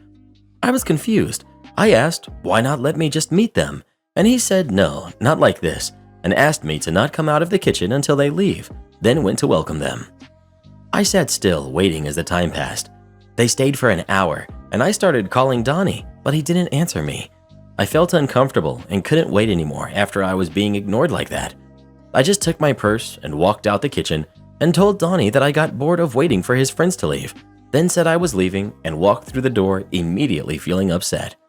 He was stunned, and so were his friends. He called me later, saying what I did was disrespectful and rude. He said he asked me this one favor and I didn't do it. I replied that I left because of the treatment I received. No matter how much he tells me to make myself at home, I was still a guest and I was made to feel like I was less than his doctor friends. But he swore it wasn't like that and that he considers himself lucky to have known me, but still said what I did was not cool and leaving like that and saying what I said in front of his friends was wrong of me. I'm adding more information to make a few things clear. Edit 1. I already met his family and other people, but none of them are in the same field he's in. We also meet publicly. Edit 2. He claimed that they were talking about stuff I wouldn't understand, and I'd feel awkward sitting there not knowing what they were talking about. Edit 3. He said I should have made myself busy making dinner in the kitchen instead of waiting until his friends leave, since we agreed to eat dinner together, but I ruined our plans. Talk about red flags. Old school construction architect with an ego. So this dates back to 1998. I had been working construction for a year as a drywall finisher, spreading mud, when I was offered a job on a big crew. Only reason they wanted me was to be a translator between English and French. I was good, but not fast or great at this point. But hey, $18 an hour was good money. We were working on a 5-story building. It was the first time I really had seen just the bones of a building. For those who are unfamiliar with this era of construction, I'm going to give a little background on how it worked on sites this big. Each company had their own construction trailer. No one really had email, so each trailer had a couple of phone lines and a secretary. This building was for a real estate company. It was to be their headquarters. It was designed by an architect in New York as a favor to the owner of the building. So here's where the problem goes. My boss, Al, had all the framing, hanging the drywall, finished the seams and acoustic ceiling, sealing tiles with metal grid. Al goes to the general contractor with an issue on 3rd floor training room. Al: we got height problem with 3rd floor ceiling. General contractor: what's wrong now? Al: he's got it at 4 feet off the floor. Contractor: wait, what? Al: yeah, both ceiling reflected plan and elevation shows 4 feet off the finished floor. If I scale it, it would be 12. Contractor: yeah, that don't sound right. Go ahead and send a request for information. Back then, requests for information were different than today. Usually meant someone was going to have to pay. So Al faxes over the request for information and marks it urgent. When request for information comes back, they were sent to both the general contractor and the subcontractor. So I'm sitting with Al and the general contractor just chatting around, and both secretaries come out to the site, almost running with high heels through the debris, and both with grins on their faces. I'm thinking, oh no, this should be good. Al and general contractor: slow down, ladies. Where's the fire? General contractor's secretary: you got an urgent fax. Al's secretary: we got the request for information back. Looking at the other secretary, giggling. They look at their paper, then look at me, and the general contractor reads it aloud. Request for information from Office of Jerk Architect, Inc. Urgent request information of discrepancy on ceiling height from Al office about training room. Answer: how hard is it for you construction workers to understand? Never scale anything. I don't make mistakes. Refer to page A804 for detailed height instructions. Cue malicious compliance. General contractor: well, Al, what does A804 say about ceiling heights? Al: 4 feet, bud. General contractor: hey, Frenchie, do you think you can translate that to the ceiling guys and tell them it's a hot priority? I want it done by Sunday. Al: you heard him. Tell him to drop what he's doing and go do it. Me: 10-4. I go to the guy and they greet me. I tell them what had just transpired, and told them that Al said to make it 4 feet. They grumbled, saying they would charge to do it again. Now, this training room wasn't your typical space. It was 300 feet long by 40 feet wide that could be separated to make multiple training rooms or one giant one with a folding partition. Monday came. General contractor instructs the electrician to install all the lights as per prints. Yes, even his prints had 4 feet notation. Typically, we would wait for electrical inspection, but we didn't. By Wednesday, the crew is putting tiles in. Saturday comes, and there's an owner meeting where he walks the job site with general contractor and talks about progress. Everything is going good till he gets to the 3rd floor training room door and sees a bar 4 feet from the ground, and all the wires for the ceiling are in plain sight. Owner: "What the heck is this? Don't you know how to read blueprints?"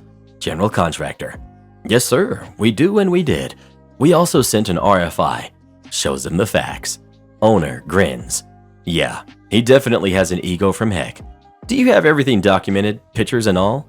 General contractor: "You know it." Owner: "Okay, smarty pants. Now do it at 12 feet, 4 feet from the deck. You're making 20% on this mess up, aren't you?" General contractor: "20% to the build invoice. We're going to have demo crew come in, then all new materials. Plus the crew already said it's going to be a 50% upcharge since we're preventing them from going to their next site. Yeah, just be happy it's not coming out of your pocket." Because the architect gave wrong information and it was built as per his guidelines, he had to pay out a few thousand out of his pocket to us dumb construction workers to fix his mistake. Learned 2 valuable lessons that day. 1. Always do as you're told, no matter if it makes sense, except when it's endangering someone. And 2. Document everything, no matter how trivial. It will cover you. Am I the jerk for telling my boyfriend I'm tired of him always bringing his friend around? I've been dating my boyfriend for a year. He has this friend who's a girl. Not that it really matters. It's just the situation altogether upsetting me. Even if it was a guy, I'd be bothered the same way. So he's very close with her, to the point that sometimes I feel like I'm third-wheeling them. I feel like I'm in one of those 3-people friend groups and I'm the outcast while the other 2 friends are closer. She'll always invite herself, even to our own romantic couple dates. At first, I tried to be patient with it and not make a huge deal out of it, but lately, it's getting too much. I mean, I've always expressed some discomfort to my boyfriend about it, but he says we'll see what we can do. But he'll do nothing. We were celebrating our 1-year anniversary last weekend, and she called him mid-dinner and said she's coming over. We were having dinner at his house. He told her it's our anniversary, and it's better to hang out another time, and she insisted and said she won't be a bother and will show up anyway because she's too bored to be alone. She hung up on him after that, and 10 minutes after she showed up. During those 10 minutes, I was really upset and talked to him about this and how it can't keep happening. He said he'll see what he can do about it and not to worry.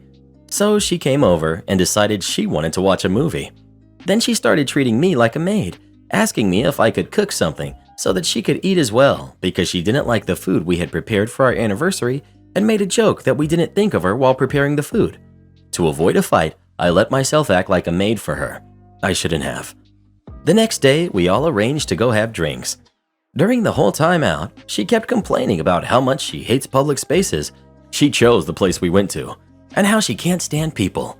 She always pointed out how disgusted she is by couples, and she's glad we're not the classic lovey-dovey couple, and she can enjoy being out with us. Then I accidentally slipped and told her that it's because you never leave us the option of having lovey-dovey time alone. She took offense to it and confronted me by saying that if I don't like it, I should be the one to leave. I told my boyfriend that I'm tired of him bringing her around so she can boss me around and always have a negative energy about everything. She called me the jerk, and my boyfriend partly agreed with her, saying I shouldn't take it too far. Once we got home, I told my boyfriend that I've been telling him how it's bothering me for ages, yet he does nothing to fix the situation. He says I'm right, but I shouldn't be mean to her because she's upset now and she just wants to be friendly. That made me feel a bit guilty, and I want to know, am I the jerk? Why are you with this guy? These stories never cease to amaze me. Why is it so difficult for people to understand patio seating? Our restaurant opened a makeshift patio for lockdown, and it's the biggest source of frustration at my job. So many folks come in to order takeout from us only to walk outside and eat at our tables. I get it. The weather is nice and they want to enjoy their food, but we have signs and tell customers that the outside patio are fully serviced and for dine-ins only. Most people understand and pack up and leave when we ask, but sometimes we get difficult people who like to argue. Last night, I had to argue with a group of guys and their wife and baby. We just got food. Why can't we sit here? Do you always get food from restaurants and takeouts and start eating there? We paid for our food. Yes, you got takeout. This is for dine-ins. We're not dining inside. We're outside. The tables outside are the very same as inside. Same rules, same policies, same service. Let me see your policy. Sir, you don't work here. And it went back and forth. Mind you, I gave them 3 different chances to change their order from takeout to dine-in. I explained to them that the tables outside won't be available to them, and they nodded their heads saying yes, they want takeout all 3 times. The thing that got me was during the entire time of me arguing with them, telling them they can't eat their takeout there, one of them opened another box in my face and started eating that too. I then told them they gotta pack it up or I'm calling the cops for trespassing.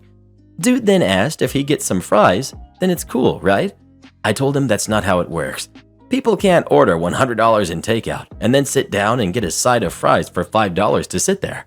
So I told them I'm refusing them service. They had to go, and I called the police. Also frustrating was when the cops came, they asked me to just get him some fries. I had to pull the cops to the side and explain to them that it's not fair to my server. If they get some fries, what's the tip gonna be? 50 cents? Then we gotta clean everything else up. Took them 20 minutes and more talking to police to finally leave, but they finished their food anyways, so I'm still mad about it. If anyone's reading and made it this far, would you suggest anything to help the situation? Why can't I use my ripped up receipt for a return? This was about a year ago, but it's still super vivid in my mind. I was working as a cashier at a craft store and a lady comes in to return some fabric. I asked her if she has a receipt, to which she pulled out a receipt that was ripped in half. For me to pull up the transaction, I need the barcode on the receipt. Of course, that was not the part of the receipt she kept. Cast. We've got me. We've got the lady. We've got the manager. Me. Ma'am, do you have the other half of the receipt? Karen. No, I ripped them so that they fit in my wallet. Me. Okay. Well, I don't see the fabric on this half of the receipt, so did you possibly pay with a card? I can't look up the transaction otherwise. Karen. No, I paid cash. I expect cash back since I have the receipt. Me. Ma'am, it doesn't show me on the receipt how much you purchased this fabric for. I can't help you. No, your policy says if I have a receipt, I can return it. Me. You have half of the receipt. Well, how else would I get it to fit in here? Shows me the little wallet slot she puts them in. I see other torn up receipts. Me. Maybe fold them? Get me your manager. At this point, she's whispering under her breath how useless I am. Of course, like I'm the one that tore her receipt. Now my manager has been working here for over 40 years at this location and seems to get a kick out of dumb Karens. Manager. Sorry, I can't return the fabric without a receipt or a credit card to look it up. Well, how? Maybe you should fold them instead of rip them in half. Excuse me? But your return policy states... Manager. Yeah, and for that to happen, you need the full receipt. We don't even know you bought the fabric from here. Karen starts opening the folded fabric to try and see if there is our logo or something on the seamed edge, which has another fabric store's name on it. Manager. See, that's why we need the full receipt. This isn't even our fabric. This is our store. Karen scoffs. Well, hopefully they will do a better job at returns then, you guys. Manager. Not if you only have half the receipt, they won't. She was a great manager. I loved her. Mom says that I can't get a higher paying job, all because I would move out. If you think the title is bad, just wait. So my mom had insisted that I stay with her for my job during lockdown. It's still going on where I live. So I did, and I regretted it, to the point that I'm losing more money than my job can pay me. I have a job at Amazon in their distribution center. Basically, I sort the packages to get to the customer's residence. I have the night shift, and it sucks. I have mental health issues, and night shift plus stress from my mom plus the drive made me look elsewhere for work. I found a good job that pays more, about $8.80 more than what I make now. It's in the daytime. That's the best bit. That's where the problems start. So my current job has me drive 100 miles round trip and needs my gas and mileage like Pac-Man and his pellets. I get roughly $19 an hour, But the reason this is worse? Mom expects me to pay her $500 a week for rent. My paycheck is roughly $760. Take away $500 and I have $260 left. After making payments on my car, which is $180, I have $80 to pay for gas. Gas where I am is $3.98 a gallon. I use up nearly $60 to fill up from when the gas light turns to full. So yeah, I need somewhere else. Now my new job, which I start in 3 days after writing this, is in the day and is remote. I can work from home as long as I have a computer of sorts, a smartphone, and internet. The job pays more, and my mother saw my text to my grandparents about it. Well, guess who decides to tear me a new one?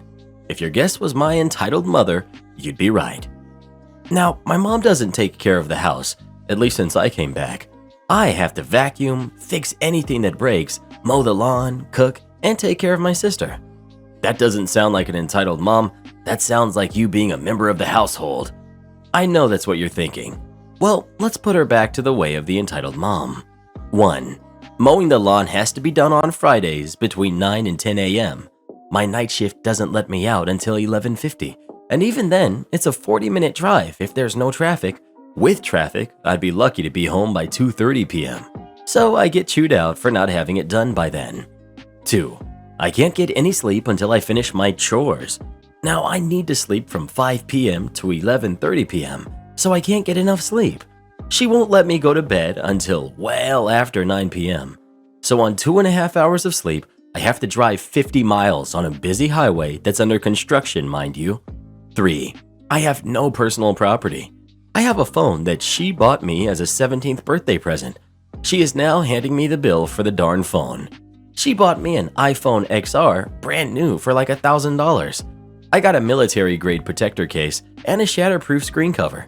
She demanded that I turn off my passwords for all of my devices that I paid for. So aside from the $500 rent, I now have to pay $1,000 for a birthday gift to me. She adds $50 a week for interest. 4. She has to read all of my emails, texts, see all my contacts, hear every phone call on speaker, and can use my laptop as she likes. I had to purchase antivirus software after I got 9 on my laptop. She gets into my spam and clicks the links. You know, the "you want a free iPad? Click here to receive it." I had to use money that I don't hardly have to purchase antivirus software that keeps the viruses off the system. 5. Any food that I buy, she eats instantly, claiming that it's her reward for raising me. 6. My Nintendo Switch that I bought and have a 5-year warranty on was sold to a pawn shop. It still had my login info, credit card, PayPal, about $259 in gift cards, and $412 in rewards points, and an $89 512GB micro SD card. My Switch was worth a lot, and she sold it for $50. Yes, $50. But thank God that when they booted it up, they saw my contact info in the account settings. I got called asking why it was sold with all of the stuff still on it. I told them that I didn't sell it and had a warranty for another 3 years on it. Well, I got it back without any hassle. The Switch itself was my purchase. Anything else was family members sending me gift cards after gift cards for it. Needless to say, that new job is my ticket out of here. I put in my 2 weeks notice already, so I'm ready for the new job. I can pay her ridiculous fees and save up enough to get an apartment again to get away. I'm going no contact with her. Not my sister, but her. Now, seeing that this new job is better pay, and in the day when she's at her job, she decides that I have to stay with Amazon because I can't do remote work from her house. So apartment hunting I go. I got a car, but she holds the title deed. It's her car. But I'm shelling out hundreds a month so she doesn't have to pay for it. Well, guess who has to get a new car without her name on it? Me. I want to get out of this place, but she's emotionally and mentally manipulative. She says that this new job isn't going to pay me this right off the bat. The paycheck is what management, HR, and I agreed upon. It's in my contract, and if they violate it, that's a hefty fine. She then tells me that those hours are fake, once again agreed upon and in my contract. 38 to 40 hours a week, any more, and I get paid overtime. Now she's trying to get family members involved to get me to stay with Amazon. They all say she's crazy. Well, now I have her crazy friend group on Facebook that think I'm a minor. I can grab a beer whenever I want. So yeah, she's the mother of the year material. I can't stand her. Edit. Thanks for all of your responses. You guys got some good advice down in the comments. I've got some arrangements set up. I'll be moving either later this afternoon or sometime tomorrow. Just thanks for your kind words. Picky penny pinchers get upset when they have to share a dining room. When I was in college and worked at the infamous never-ending pasta bowl chain restaurant, a woman and her husband carrying a baby came in and requested to sit at the back of the restaurant in the empty room because their baby was a sensitive sleeper. The hostess informs them that the room is empty because it is a reserved room for a high school prom's dinner, but she can check with a waiter and see if they are okay serving one of the back corners, and they will put the prom party at the front of the room because it was really only like 15 people and the room set 60. Hello, I'm the waiter. The host comes and asks me if I'm okay with it. I say go for it. I come to the table and take their drink order, being quiet for the little one. Come back with their drinks and set them down. I take their order. The woman wanted chicken parmesan with no cheese, and the man ordered his as such. You know, around 6 months ago when you guys had the northern tour of Italy, there's a mushroom Alfredo on there. I want the steak gorgonzola, but I want the mushroom Alfredo instead of the regular pasta and sauce, and I do not want the balsamic glaze that comes on the steak pieces. It is disgusting and I will send it back.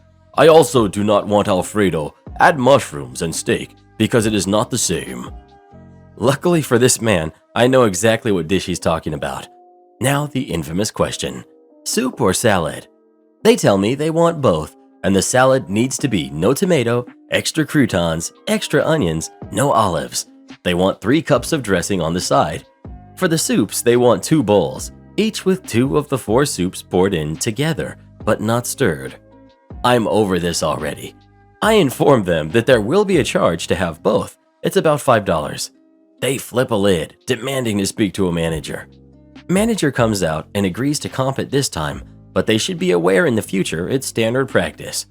I get the floor manager and the kitchen manager and describe the guy's meal to them to ensure there is no lost translation about exactly what this already irate man wants. They say they've got it covered. Bring out overly complicated soup and salad, as well as hot breadsticks. Set everything down. Would we like cheese? I lift my little cheese grater up and begin churning, asking when to stop. After 3 revisits to the kitchen and 5 blocks of Asia Go cheese later, they finally call it off. As I turn to leave, they laugh and say, "You can leave the cheese grater here if you want." I laugh and inform them that I'm not allowed to do that, but I will check in regularly in case they need more. I give them more cheese here and there while waiting on their food. When I bring out the food, I'm honestly excited. I hate dealing with rude customers, but it's nice to overcome adversity, and I'm pretty sure I nailed this one. I set their food down, and I can tell immediately the guy is upset. I ask him what's wrong with his food. "Nothing. Whatever. Forget it. I'll just eat it." "I'm sorry if there's something wrong with your meal, sir, but if you let me know what I can do to fix it, I would be happy to." "There's nothing you can do. I'll just eat this. It's fine." At this point, hostesses are beginning to shuffle in the prom kids. I ask if anyone wants cheese. The woman speaks up and is now yelling, "We want you to leave the cheese grater like we asked you to the first time. And how in the heck do you expect me to eat my meal looking at that?" She gestures behind me to the prom table. The room has gone dead silent, and I turn around to look. I see a group of teens with a range of different disabilities in beautiful dresses and tuxedos. I can see that they, and the people escorting them, have heard what she just said. My manager walks up immediately with to-go boxes and tells them they need to leave now, that what she said was disgusting and he will not stand for it. The woman starts screaming as they get up to leave that she will call corporate and blah blah blah. As she walks out of the lobby, she says, "Tell your waitress jerk to put that cheese grater where the sun don't shine." The weirdest thing about it all, the baby never woke up. I got 1 company shut down and 2 more fined by the state of North Carolina. To get started, I, for the past 4 to 5 years, have been working as a state-certified security for several companies. I tend to make it about a year before being completely done with the BS at one company before moving on to the next one. My story begins at my first security job ever, We shall call the company First for the purpose of this post. I have never done security before, but my brother has been working in the field and helps me get the job at First. North Carolina has laws that regulate this profession and require all field employees to go through state certification for unarmed security if working without a firearm, or both the unarmed and armed certifications if working with a firearm. This will be important later. I went through this training and passed my unarmed certification just fine. It is a pass/fail system, and began my new job enforcing rules for low-income apartment complexes. Oof. After about 6 months, I got a promotion, a whole 50-cent pay raise, and a lot of new responsibilities. These new responsibilities often required about 4 to 10 hours of paperwork, phone calls, and other manager duties that could not be done on-site at the apartment complex per company regulation, but could be done at home using Dropbox or other websites.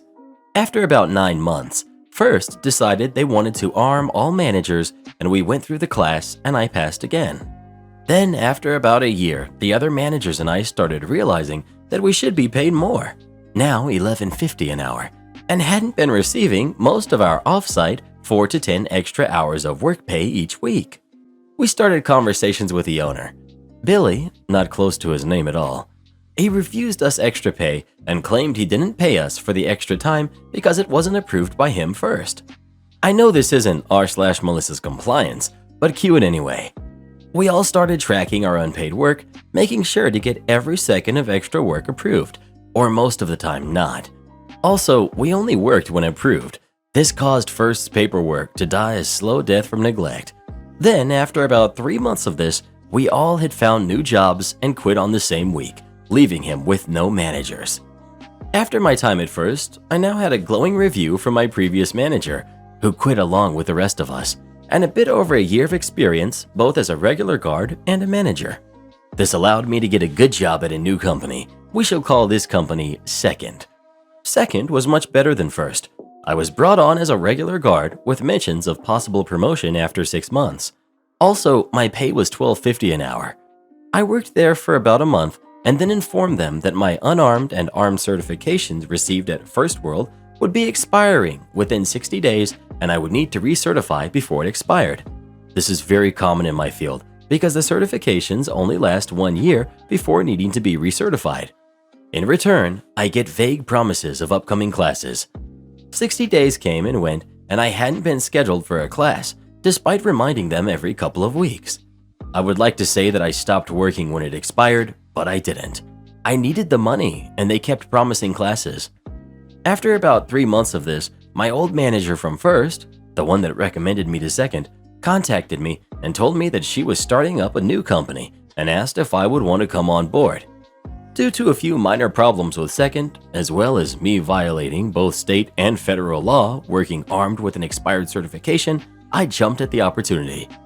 I put in my 2 weeks notice and informed the Second that I couldn't work for those 2 weeks due to the violations regarding my certificates. State law requires them to pay me during this time because it is 100% on the company to get me trained.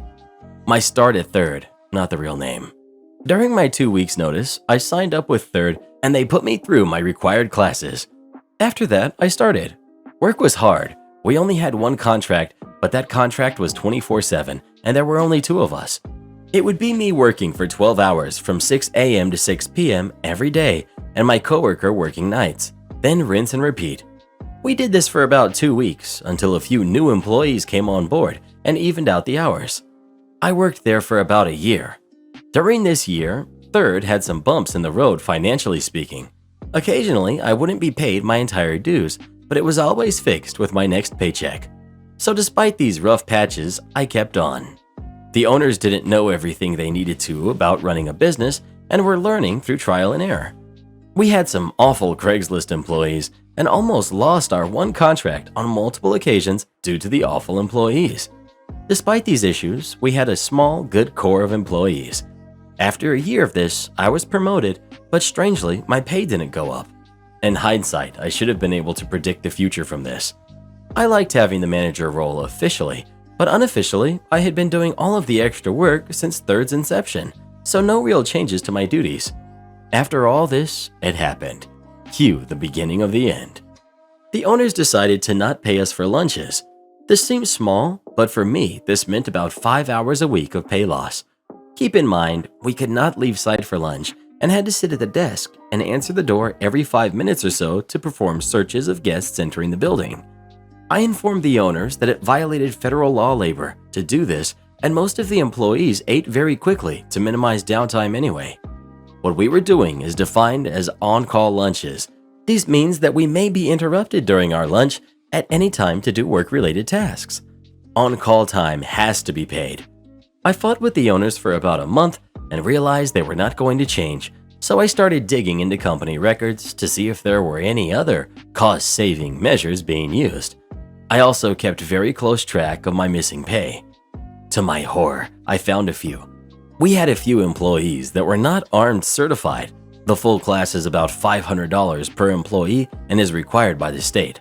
The lunch thing, that violated federal labor laws, and there were also a few instances where earned overtime was pushed to the next week so the company wouldn't have to pay out time and a half. This violated our employee contracts as well as federal labor law. I got all this information written up into a 5-page packet that included plain text of the violations, legal text of the violations, the legal code numbers being violated, so Third could easily look them up, as well as legal fixes for these issues. These fixes were put in simple terms. 1. Pay the owed back pay and stop further violations, the cheapest option. 2. Be sued sometime down the road by an employee or a group of employees, potentially the most expensive option. 3. Report themselves to the Labor Commission and Certification Board. The state will work with companies to help them fix their issues and often waive fines and fees to ensure the company fixes itself. 4. Be reported to both the federal government and state boards. My personally favorite and very expensive. I honestly didn't think they knew and would jump at the chance to fix their issues. I had a meeting with the owners and explained everything. To my horror, they knew everything. At this point, I started looking for new work and finally found it. Now at Fourth, they put me into the certification system, and to my horror, it turns out that I had been working for 2.5 years without a certification. Both Second and Third never bothered paying the $14 fee to have my records updated. For a bit of info, I'm responsible for informing my employer when my expiration dates are coming up and passing the classes. That is it. It is completely on the company to do the rest of the legwork. I was upset. I started getting all my records in order from both Second and Third. While doing that, I remembered First that had cut my pay for over 200 hours of unapproved work. I decided to add that to my case, so I filed both First and Third's violations with the Federal Labor Board along with all my records. Then I went and filed Second and Third with the North Carolina Certification Board. I presented all my records and wrongdoings, working uncertified. They understood and told me I had done everything in my power at the time and would not be held accountable. After about a year, I finally was told what happened to First, Second, and Third. The federal government went through First and Third's records and found everything I had submitted and more. First was able to afford the fallout and paid about $50,000 to past employees as well as some fines. Third was fined around $300,000 and had to reimburse all the employees wronged.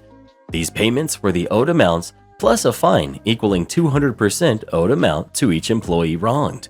Then the state certification board fined both Second and Third around $10,000 per employee who worked unarmed and was given a stern warning. In the end, First was fined $50,000 plus fines, unsure of the total amount. Second was fined about $70,000 and is now on the crap list of the certification board. Third was fined over $600,000 and went out of business, still waiting for them to cut my check. I was informed later that I could have sued them and gotten more. However, I didn't want personal satisfaction as much as I wanted them to learn their lesson. I feel that they did. Lady refuses to pay for products she damaged because she doesn't need it. A lady in her 30s came into my store today and asked if we had clear treat bags to put small candies in. We were all out, so instead I showed her the only thing we had left on the shelf. A pack of opaque silver foil wrappers for treats, similar to what Hershey's Kisses are wrapped in. She asked me what the difference was between treat bags and foil wrappers, and I explained it to her, but she apparently couldn't understand because she then proceeded to ask me 4 times each, "Are these see-through?" and Are these bags that you can put candy inside? She was holding the package of wrappers in her hand, and the palm of her hand was not visible, so I honestly do not know how she was not understanding what the product was. I also explained to her 4 times that the foil wrappers were not bags. They are individual sheets of paper that you wrap around candy. Every time I answered her same 2 questions, she followed up with, "But I need something else, see-through," and "But I need bags." We legitimately went in circles for like 5 minutes until she finally said okay and seemed to understand. I went about my work. A few minutes later, I turned down the aisle to put something away, and I saw her open the pack of wrappers and try wrapping something in one of them. I was stunned, but there was a customer waiting to cash out, so I didn't confront the lady then and there. As I was cashing out the other customer, all I could think was, that lady better be paying for those wrappers when she cashes out. But lo and behold, she came up to the cash a few minutes later with 2 products, neither of which were the wrappers. So I decided I was going to try and overcome my confrontation anxiety in the face of this blatant disregard for store rules. The conversation went as follows. Me: "So, are you buying the wrappers, ma'am?" "No, they're not what I want." "Okay, but did you open one of the packages?" Giving her an out, even though I saw her with my own 2 eyes. "Yes." Me, sighing internally. "Okay, ma'am, I have to charge you for the pack since you opened them. Could you grab the pack you opened, please?" "But they're not what I want. You told me wrong. Those are wrappers, not bags." I was beyond stunned at this point and irritated that she accused me of explaining it wrong to her when we spent 5 minutes going over the differences. Me: "No, ma'am, I explained to you that those are not clear bags. They're silver wrappers. I think you misunderstood." "Well, I can't use those wrappers. I need bags." Me: "You still need to pay for them because now they've been opened and can't be resold." "But those are wrappers, not bags. You told me the wrong item. I can't use them." This went on for another 5 minutes until I finally just told her that I would let it go since the wrappers were only $4, but that she's not supposed to open items she doesn't intend to pay for in stores. She seemed a bit apologetic, at least, and genuinely just confused. I went into the aisle after she left and found that she had ripped the package open so aggressively, she tore the barcode and then just left it in the wrong spot on the shelf. Unbelievable that people like this exist. This was my first day back after a 10-day break, and it just affirmed to me that I am just so done with retail. I can only sit in the dining room if I'm eating food. A long time ago, I mean something like 35 plus years ago, I was a wee little kid, about 14 to 15, with a bit of a smarty attitude. I worked at the local pizza place and generally liked my job.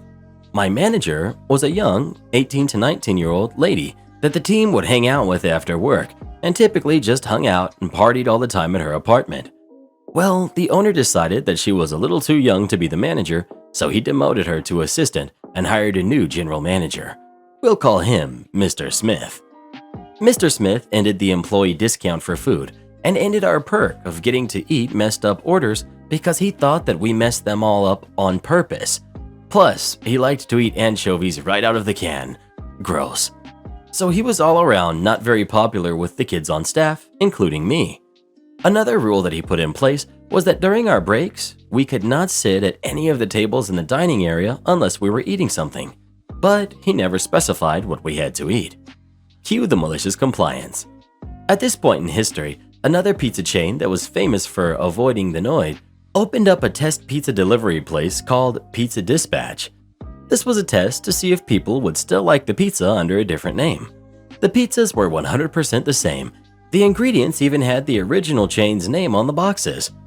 So one night during a really busy shift, I was told to go on break in 15 minutes.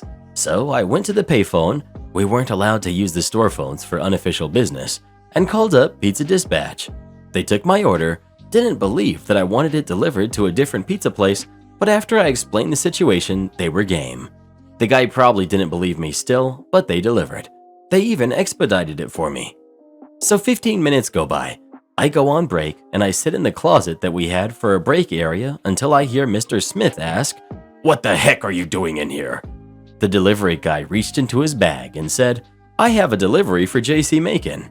I stepped out and said, "That's me." under the blistering stare of Mr. Smith. I paid for the pizza, gave a very healthy tip for the speed, then went and sat down at a dining room table, opened my box with my pizza as Mr. Smith came up and tried to make me eat somewhere else. I said, "You said that we could only sit in the dining room on our breaks if we are eating. You bring your lunch every day. Today, I brought mine." He got pretty mad, but I didn't push him far enough to get fired. But what did happen is that employees got our discount back. We were able to eat messed up orders, and Mr. Smith ended up teaching me a lot about work ethic, how to run a small business, complete inventory, and compute the profit and loss statement each month. This was in the mid-80s, so we didn't have computers in the stores. We did it all on paper.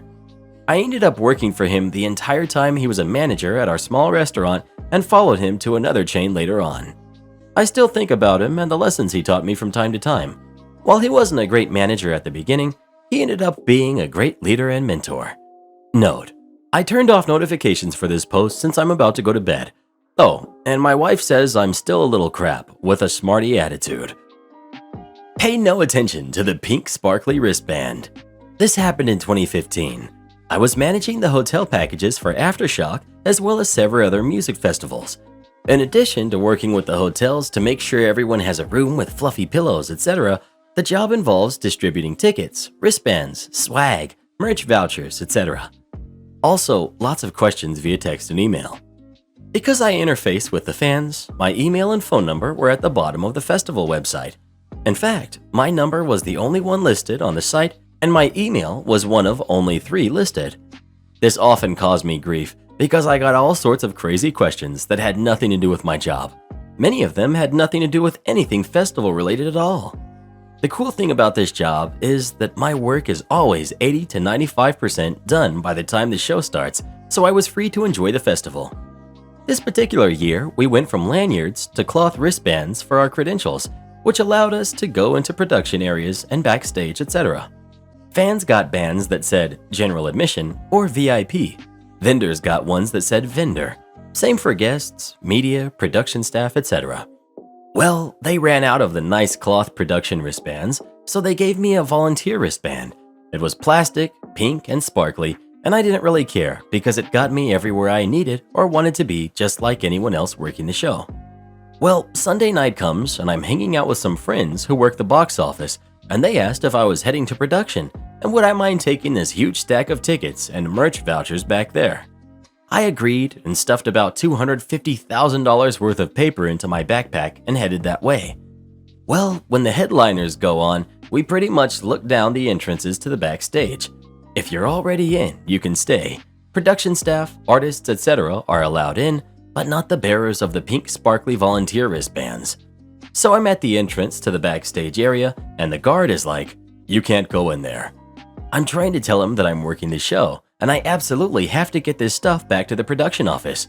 He's not having it because I'm obviously just a pink sparkly volunteer trying to get backstage to meet Slipknot or something. So I pull out my phone and I'm calling my coworkers, trying to get someone to meet me to pick up the tickets and stuff, but they aren't answering. The guard is cool, but he has his orders, so I wasn't mad at him. He said, "If you can get someone on the phone and I can verify that they work for Aftershock, I'll let you in." Then it hits me.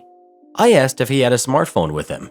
He did, but he wasn't eager to pull it out when he was supposed to be working, so I pulled out my personal phone and went to the Aftershock website and handed it to him. I had him scroll down and find the only phone number on the page and asked him to call it and ask them if they can authorize me to get backstage. He calls the number and the business phone in my other pocket rings. I answered and said, "You can let that guy in." The look on his face was priceless. I asked if he was satisfied and he wasn't sure what to say, so I offered double or nothing. I said, "If you scroll down to the email address that says blank@presents.com, I can send you a response so you won't get in trouble for letting me in." He waved me through. Later, I brought him a Monster Energy drink and some festival swag and thanked him for doing his job so well and being professional. Karen used my money to pay her bills, so I kicked her out. Earlier this year, I decided to move into a 3-bedroom apartment. I let a friend of a friend move in with a quick background check and job history. She seemed like a great person at first. We've lived together for 5 months now, and she doesn't clean up after herself, and constantly eats our food. She hasn't cleaned since she moved in and has helped with groceries maybe 6 times. She also uses my products and my clothes. Well, I happened to check my account online and saw all the money except $4 was left. I called the bank and told them that there was a mistake. They said they will do an investigation, and once they find everything out, blah blah blah, they will have it in my account, but it will take 10 days from the starting date, and we don't know when that'll be. Well, that money was for bills and groceries. I have a 9-year-old kid, and I can't not feed my kid. So when roommate got home, she had shopping bags. I told her what happened today and told her the police are also in on it since it was over $1,000, and I couldn't let that slide. She gets antsy and before long is asking how long before they know who it is, and I said not long.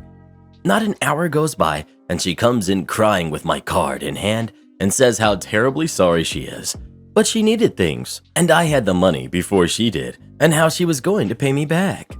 I told her I was reporting her and was evicting her and to expect a notice to come. She called me cruel and heartless, but she stole from me and my kid to where we don't have any groceries left as she loves to eat our things and not replace them. Am I the jerk for kicking her out, or was I too harsh? Edit.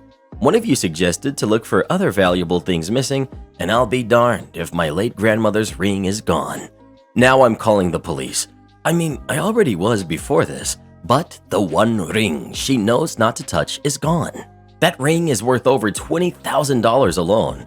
I don't know if she knows, but I never told her the value of it. This infuriates me. First you eat my food, take my clothes and my money, and then you take something worth more to me than money. Is she stupid? She knew that is a definite rule breaker and no going back. I'm calling them now. I'm stressing so bad. Edit. I don't have an update yet. Some things have been said and caught among others, but I figured I would let you all know how I cried knowing this many people cared, and I thank you all so much. I will update you all as soon as I'm able to, and shouldn't be but a couple of days. Thank you all again, and please hang tight. I saw my notifications and got scared for a second, and I'm sorry to the ones I haven't gotten to. Have a good night. Well, what do you think? Is OP overreacting or not? Please let us know. I'd be doing a lot more to that thief than calling the police, but I'm petty like that. I just thought the food was crappy. Just got back from a hot mess disguised as a blind date and wanted to get the details down. It might be a little long, but there's some backstory that's relevant.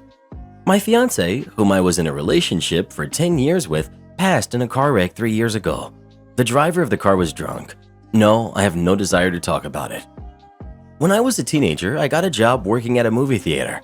My last night working there, a plumbing emergency occurred and raw sewage was backing up into the bathrooms and kitchen. I was issued a mop and told to get to cleaning. The kitchen continued to serve food while there was sewage floating on the floor. Yes, the health department was called and there was a legal kerfuffle. I won't eat food at that theater. The cast. We've got Daphne, a friend of my fiance's that I've stayed in contact with. Fred, Daphne's boyfriend with whom I have a much better friendship. Velma, a militant vegetarian. Shaggy, yours truly. Scooby-Doo, my long-lasting best friend and beloved floof. And the Mystery Machine, my new car. Daphne called me on Wednesday and informed me that she's upset with the state of my social affairs and a girl she knows from work would love to meet me. I sort of sigh because Daphne's the type of person who thinks the word no is a negotiation tactic and just requires finesse. She can be exhausting. Make no mistake, she means well, but what Daphne wants, Daphne gets. I ask when and where and what the dress code was. I'm informed that it's a date and I should try to avoid looking homeless, and the movie is an afternoon show followed by dinner because Fred's got night shift. Myself, Daphne, and Velma all work from home. We make goodbye noises and I immediately text Fred for pertinent details because Daphne will gloss over anything that she feels could be problematic. Fred informs me that this chick is super hot and nice and smart, and she's also a vegetarian. This raises an eyebrow because that's not something I really would find problematic. When pressed, Fred admits that Velma may give me crap if I order a steak. Fantastic. Well, I'll pretend I'm not a carnivore for one evening, and then we can all live happily ever after. I get myself prepared for interactions with other humans, which was a non-trivial process. #quarantine life. And it's only on Thursday night I realize something important has been forgotten. I text Daphne and make sure she remembered to ask Velma to not wear perfume, or at least not much of it. This is not because I'm opposed to girls smelling pretty, it's because I'm allergic to certain perfumes and colognes. It's not a lethal allergy, but it does make me decidedly uncomfortable. She breezily assures me Velma knows and gushes about how excited she is to ride in the mystery machine and see me again after so long. The day in question arrives, and I assure Scooby I'll be back soon, and I set off to pick up Fred and Daphne. They come down upon being summoned. Fred jumps in the back and Daphne in the front so she can direct me to Velma's place. We pull up outside Velma's apartment building, and Daphne texts Velma and moves to sit in the back with Fred. So we wait, and I start showing off some of the cool stuff my car can do. After about 10 minutes of waiting and showing, my inner 12-year-old seizes control, and I start doing the whoopee cushion thing my car can do. It allows you to make sounds come out of different parts of the car. Myself and Fred are losing it, cracking up, and Daphne is trying to look stern, but her dimples are showing and she's about to crack. Enter Velma. She throws open the door and sternly asks what the heck is wrong with all of us. Are we in kindergarten? Well, all sounds of merriment stop, and we all immediately look like chasing school kids. Awkward silence is rather awkward, but there's really no avenue of conversation available when you introduce yourself by berating everyone. After that stellar start, Daphne starts trying to fill the void and get the conversation going, and eventually everyone sort of loosens up. But it was just the harbinger of things to come. We get to the theater, and Fred and Daphne order their tickets. I'm next and order mine, and before I can pay, I feel indignant eyes boring into the back of my skull. And when I look, Velma's giving me a look which clearly communicates I'm apparently buying hers as well. So I do. We make it inside the theater, and Daphne, Fred, and Velma make for the concession stand while I go nowhere near, because I will be darned if I'm going to pay $10 for a medium drink and a medium soda I have zero interest in consuming. We take our seats after concessions are bought, and Velma asks me why I didn't get anything to tide me over until dinner. I mention that the food here is not that good, and she asks point blank how you can mess up popcorn and soda. I've got zero interest in maintaining a relationship with this woman, so I share my story about sewage in the kitchen. If I'd cared, it would have been about the outrageous cost. Both girls turn an interesting shade of green as they were industriously munching on popcorn before I started the story. I assured them that I used the bathroom and saw no sewage. They were likely fine. Fred laughed when he was suddenly gifted 2 half-eaten popcorns, which he demolished. The Bond movie plays, everyone liked the movie, and it was off to the Italian restaurant for dinner. We make it to the restaurant and get seated immediately, and are issued a basket of the excellent breadsticks this place is known for. Velma excuses herself to the bathroom, and Daphne, Fred, and I are discussing the movie and what we want to eat. When Velma comes back, she can be smelled before she is seen, and sits back down at the table, smelling like she'd just been dunked in a vat of perfume. My eyes immediately redden. I can feel a migraine start brewing, and I fight the urge to cough because allergies. Our waitress stops by and introduces herself and asks if she can get us some drinks. Fred orders a beer, Daphne orders a cocktail, Velma orders a cocktail, and I order myself some delicious apple juice off the kids' menu. The stuff is delicious and blends in better with the boozy drinks than a soda would. Velma is made curious by my selection and asks me if I drink. I assure her that I do socially, but not when I'm driving. She makes a pff sound and dismisses that with an airy wave of her hand, and blithely informs me that I shouldn't worry so much. She drives all the time with a few drinks in her. I assure her I'm quite content with my apple juice and start counting in my head because there's no way this girl could know. Daphne frantically inserts herself into the conversation, and the conversation is guided away from sensitive subjects, and everyone starts to relax. Waitress returns with drinks and begins taking everyone's orders. This restaurant helpfully labels different entrees with an S for people with different dietary needs. Fred, Daphne, and Velma all order their meals, and when it comes to me, I order a cheese-stuffed food, which I will not embarrass by attempting to spell, which comes with marinara sauce, which is labeled with a nice green asterisk, meaning it's safe for leaf eaters. Waitress says the food will be here shortly, and before she's made it 5 feet, Velma starts in on me for ordering something with red sauce. Apparently, she did that once, and the server confused marinara with bolognese. Tells me I should call the waitress back and reorder it with Alfredo sauce. I assure her I'm quite content with my choice, and if it comes back with meat, that's not really a problem for me. Fred's wincing by that point, and Daphne is desperately trying to get Velma's attention. Velma is evidently so incensed by my cavalier attitude, she actually has the nerve to ask me how I could be so disrespectful. I couldn't help it, I just laughed at her. When she asks precisely what's so funny, all the rage I'd been keeping bottled for Daphne's sake just goes cold and seeps out. In a tone that was so dispassionate, it was unnerving, I asked why she expected respect, but gave none. I started ticking points off on my fingers. Did this crap show not start with her berating us for having fun while she made us wait? Did she not give the impression she was entitled to a free movie ticket just for breathing? Did she not just come back from the bathroom doused in perfume, which she was told I was allergic to? Did she not blithely endorse driving tipsy, considering how I lost my wife? And now she has the nerve to object to someone's food choice, which was made with her preference in mind, out of respect to her, mind you, because it might come back with meat? But I'm being disrespectful? I stood up and went in search of our waitress so I could clear my portion of the tab. I guess I seemed pretty angry because everyone magically moved out of the way, and the waitress definitely raised an eyebrow once I tracked her down. She rang me up and gave me my copy of the receipt, and I tipped her at least $20 over the total because she deserved it given what I'd left her to deal with. I did mention that my table might need some extra napkins on the way out. Update. Fred texted me first and complimented me on my power move, asked if my jewels were okay because they were dragging on the ground on the way out. Daphne texted this morning, pleading for me not to hate her, claiming she knew her friend Velma was a little snippy sometimes, but had no idea she was that bad. I assured her that I do not hate her, but did want to have a bit more of a say in who she introduced me to in the future. She promises this will be the case. We'll see if she remembers. Fred said after I left, he was trying so hard to not start laughing and making everything worse for Daphne. He even managed to keep it together while both girls tried to figure out what to do. Completely lost it when the waitress bought over a mound of napkins, which caused Velma to burst into furious tears. He didn't know if it was him laughing or the napkins that started the waterworks, but it was bad. They got separate Ubers to go home. Manager tells me I have a month to get better or get another job. I was content. It's close to home and interesting enough, despite gradually destroying my clothes and body and mental health. Well, 1 month ago today, he pulls me into his office to tell me that my foreman thinks I'm too slow, that I'm not picking up techniques quickly enough, and that I don't really seem excited enough to work in a warehouse, that I make too many mistakes, and that he's not going to keep me on at the end of my probation at this rate. Then finished it off with, "Mate, you need to sort it out or get another job." So I explained that I've never been late once, never called in sick.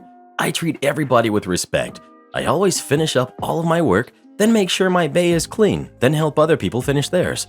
He interrupts and tells me F-bay is the easiest bay, which turns into a conversation where he threatens to put me in the most dangerous and difficult bay.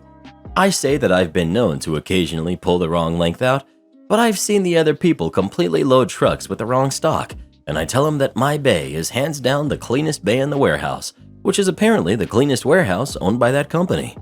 So I think, forget it. My foremen are jokers and take very little seriously. One of them likely said something as a joke that my GM took seriously, and a little conversation will sort it out.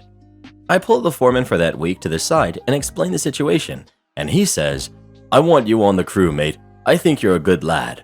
So I figure it's probably the other guy anyway. His jokes are usually the, "You're crap and I'm the best" variety, so it would make sense. So I plan to ask him the next day at shift changeover.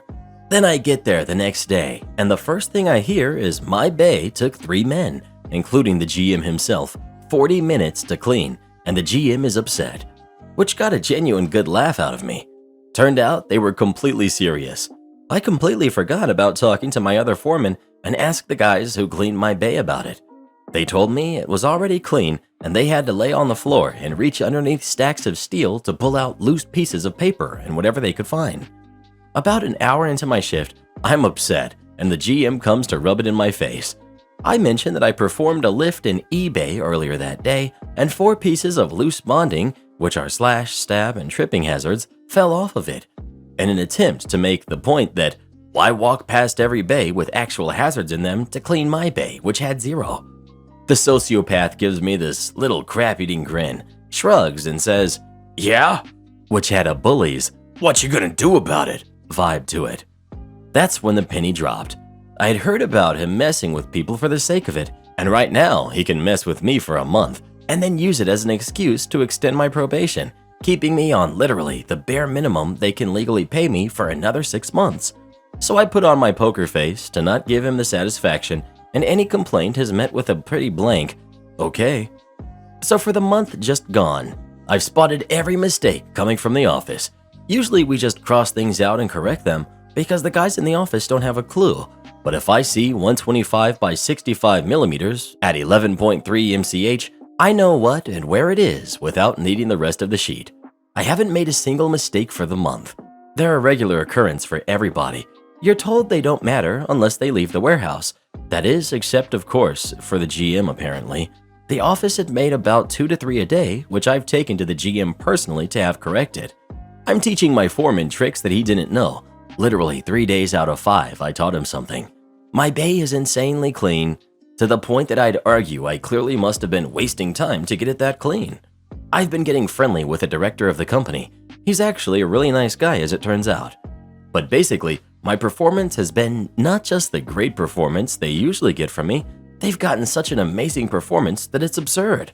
The last I was told was that I'm going to be fired today or that I'd better get another job or sort out my performance. Well, before the lockdown, I happened to be a pretty decent bartender/manager. I've just landed hands down the best job of my career. I'm going to be a head bartender at a 4-star hotel spa and gold course with marble columns and a driveway with a flower feature, a waterfall, and a view of their giant grounds just on the driveway. Not all of my fingers bend like they used to. My toes have corns between them. My back and one of my shoulders are in constant pain, and I've got 2 new scars from 6 months in that place, including what I call the 1.5T punch to the stomach I took, and I swear I've had a bad stomach every day. So I did my performance out. I did get another job, and I did quit through HR with no notice and reported that jerk for bullying. Edit. To those saying this wasn't malicious compliance, he didn't want or expect me to actually leave. His plan was to mess with me for a month and tell me every way that I suck at the job personally every time he got an excuse. Then at the end of my probation, expected me to beg and thank him for continuing my probation and by extension denying me a raise. I wasn't doing my job well because I was told to. I was doing my job well to take away any ammo he could possibly have had to mess with me and gave him no excuse to. Then at the last minute with no notice, this wasn't explained in the post to be fair, but also 2 men down, I left with no notice. He told me to improve or find another job. I did both, and both times denied the sociopath the satisfaction of berating me, then left with him knowing that not only did he not get his way, he actually pushed me into improving my life in a way that makes his life harder, by doing exactly what he asked. Edit 3, for the person who wanted more about me quitting. It wasn't very exciting. The GM isn't there at the end of my shift. I cleaned out my locker at the end of my shift on Friday, handed my foreman my key and clock-in fob, and told him I've got a better job. He wished me luck, and I left.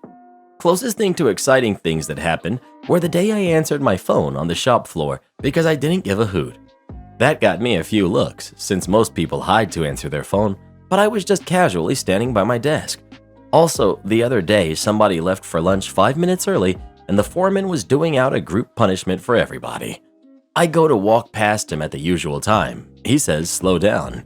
Me, want a hand? Foreman, no, just slow down. Me, I'm standing still now. I can't get any slower than this. Do you need help with something? Foreman, just wait there a minute. Context. That's just how people talk to each other in a warehouse. He's a jerk for the whole collective punishment thing, but the way we speak to each other is, if anything, affectionate in a weird, toxic way. Then I just walked off. I actually needed a bathroom break, which he can't stop me from doing. With walking the length of the warehouse, my bay was the furthest, the conversation with him, and going to the bathroom, the 5 minutes were up. He was standing outside the door to the bathroom when I walked out, looking upset. I just look at my watch, raise my eyebrows a little as though I'm surprised at the time, and walk to get my headphones from the locker.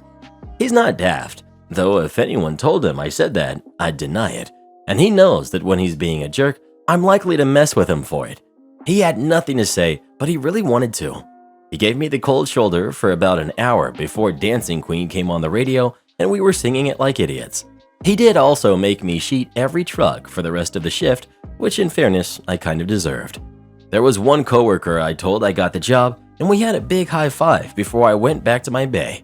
Apparently, the foreman asked him what the heck that was about, and he said, "I don't know. Mowgli 1992 just high-fived me and walked off," and the foreman didn't even question it, which I thought was hilarious. A Karen and a loud comeuppance. So I've always been a very self-confident type of person, but also easygoing and always doing my best to be decent to people. I was just brought up that way. I also expect it from others and have absolutely zero patience for people who think it's okay to act out or be blatantly rude.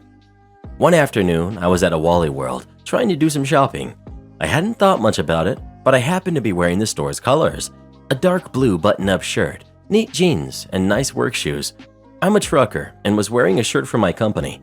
I just like to dress nice and look respectable and dress like this all the time. At any rate, I then hear it. A Karen in the wild. A forceful clearing of the throat. Ahem, excuse me. I turned to look, and I kid you not, I wouldn't have believed anyone could look like the stereotype, but there she stood. Business attire and shoulder length, straight platinum blonde hair. A huge, "the world bows to my whims" attitude. She gazed at me sternly, her eyes steely, her demeanor as if she were about to berate a servant who had erred. I stared, silent for a moment, gathering back a swell of irritation at just seeing the attitude this lady had, then just simply blurted, "What?" She jerked back, incredulous, as though I had just attacked. But she was also quick to recover, her look of steely-eyed and now very justified outrage staring out at me from within her perfectly straight platinum blonde locks. "Employees should not speak to customers in such a fashion," she informed me. Yep, she used those exact words and did inform me, as though I had done something very wrong by addressing such an important customer in such an impertinent manner. My brow just went up, that was all. But I said in a very level tone, "I don't work here." Then I turned away from her, just intent on going back to my shopping. "You do not turn away from me," she seethed from behind me, then went so far as to grab the back of my suspenders. I very calmly turned back around, looked down at her for a second. I'm 6 foot, and she was like 5.5 or something. Then I leaned down very close to her face. This was long before lockdown, and I began in a very low voice. I said, then raising my voice to its loudest by the word finished with, "I do not work here." By the time I was out with "here," I was so loud I could have been heard all the way through this superstore. I even think I blew her hair back a little. The look in her face was wonderful. I'm sorry," she stammered. "I thought you were—" I cut her off. "Thought I was employee. Yes." I was still dead in her face, my eyes now 10 times harder than hers could ever be. "Which you thought gave you the right to speak to me and treat me as though I was beneath you." I leaned in even closer. She stood, spellbound, a viper and mouse. She the mouse, me the viper. "Well, I got news for you, lady. Buying stuff from a store and spending a little money does not grant you license to belittle people." At which point I straightened and then did turn on my heel and walked away from her. While she stood there, gaping like a fish out of water, absolutely speechless. It was delightfully wonderful. Don't want to fix my IT issue? Well, I think it's time for a new CTO. I just want to state that this IT issue is going to blow some people's minds. The security flaw that this presented was nothing short of incredible, and the fact that we never had a major security breach is astounding. It truly is. The flaw, you may ask? Everyone in the entire company's password was the same password. Yes, folks, you read that right. Every single password to every single employee login was the same password. It was like this before I joined the company and for quite a few years after, until, well, enjoy the story. Now, what about the username? That must have been the trick, right? Oh yeah, that was a trick. The username was the employee email address. I did point out this flaw to my management, and their response was, "That's not our area to be concerned about." So whatever, it paid well, I'll do my job. And then, one day, we had a Windows update, which caused a piece of the software I used to work to break. I submitted a help ticket, and after escalating the issue, I got to the CTO. It wasn't a huge company. The CTO said, I don't want to spend the time fixing this. Use this workaround. to which I pointed out the workaround slows things down, makes my job harder, and this Windows update has to affect more than just me. I was told to suck it up. Now, at the time, the CEO was the son of the founder and a bit of a jerk. I legit feel at this point in time he was just collecting a paycheck and letting everything run on auto and didn't pay attention. But I was mad at the CTO for brushing me off, so I penned an email to the CEO. It was a short email, and I simply said, I discovered a massive security flaw that could potentially expose us to huge liabilities. When would be a good time to discuss this? The response, what security flaw? I decided to demonstrate the flaw. I picked 2 random salespeople, I didn't know them. I got their username and I logged into their systems. And I pulled 2 random customers' personal information, the kind of information that would have easily allowed me to commit identity fraud, pull out credit in their names, etc. All kinds of bad stuff. I emailed the CEO and I explained, anyone who knows the URL to log into our system can log into anyone's account, pull up customers' information, and everyone has the same password. To prove this, I logged into 2 employees' random accounts and pulled 2 different customer profiles and I've attached them. One single disgruntled employee could do us over. 25 minutes later, my phone rings. It's the CEO. He was nice, very interested in how I did this. This guy isn't the sharpest knife in the drawer, and I pointed out the flaw in plain English and the liability that it presents to him. I walked him through the process of hacking my own account, as he called it. I'd hate to call it hacking because it was easy. Now, it dawned on this CEO that this liability was huge. I pointed out again in our conversation a single upset employee could destroy us. The fact that it hadn't happened already was nothing short of a miracle. I get told that they want me to present this to the executive team so they can discuss a solution. Honestly, the solution is obvious. So a day later, we have the conference call. It's the CEO, the CTO, COO, CFO, the company lawyer, the senior VP, etc. And on the call, I demonstrate the flaw and I lay out how I, as a lay person with very little IT background, was able to figure this out. It's incredible that we have this flaw. Everyone is in agreement that this is a huge issue, except the CTO. The CTO gets very upset at me and he wants me fired for hacking the system. He says that per our employee handbook, what I did is a fireable offense. I point out that I'm not abusing this loophole and I'm only doing it to expose the flaw because I care about the company and I think this is something that needs to be brought forward. I point out that a former disgruntled employee could log into an account and steal customers' personal information, and if that were traced back to us, the liability would be huge. I could tell our corporate attorney agreed with me and he was shocked at what I was demonstrating. The CTO pointed out that former employees' usernames are disabled, to which I pointed out every employee username is their email address.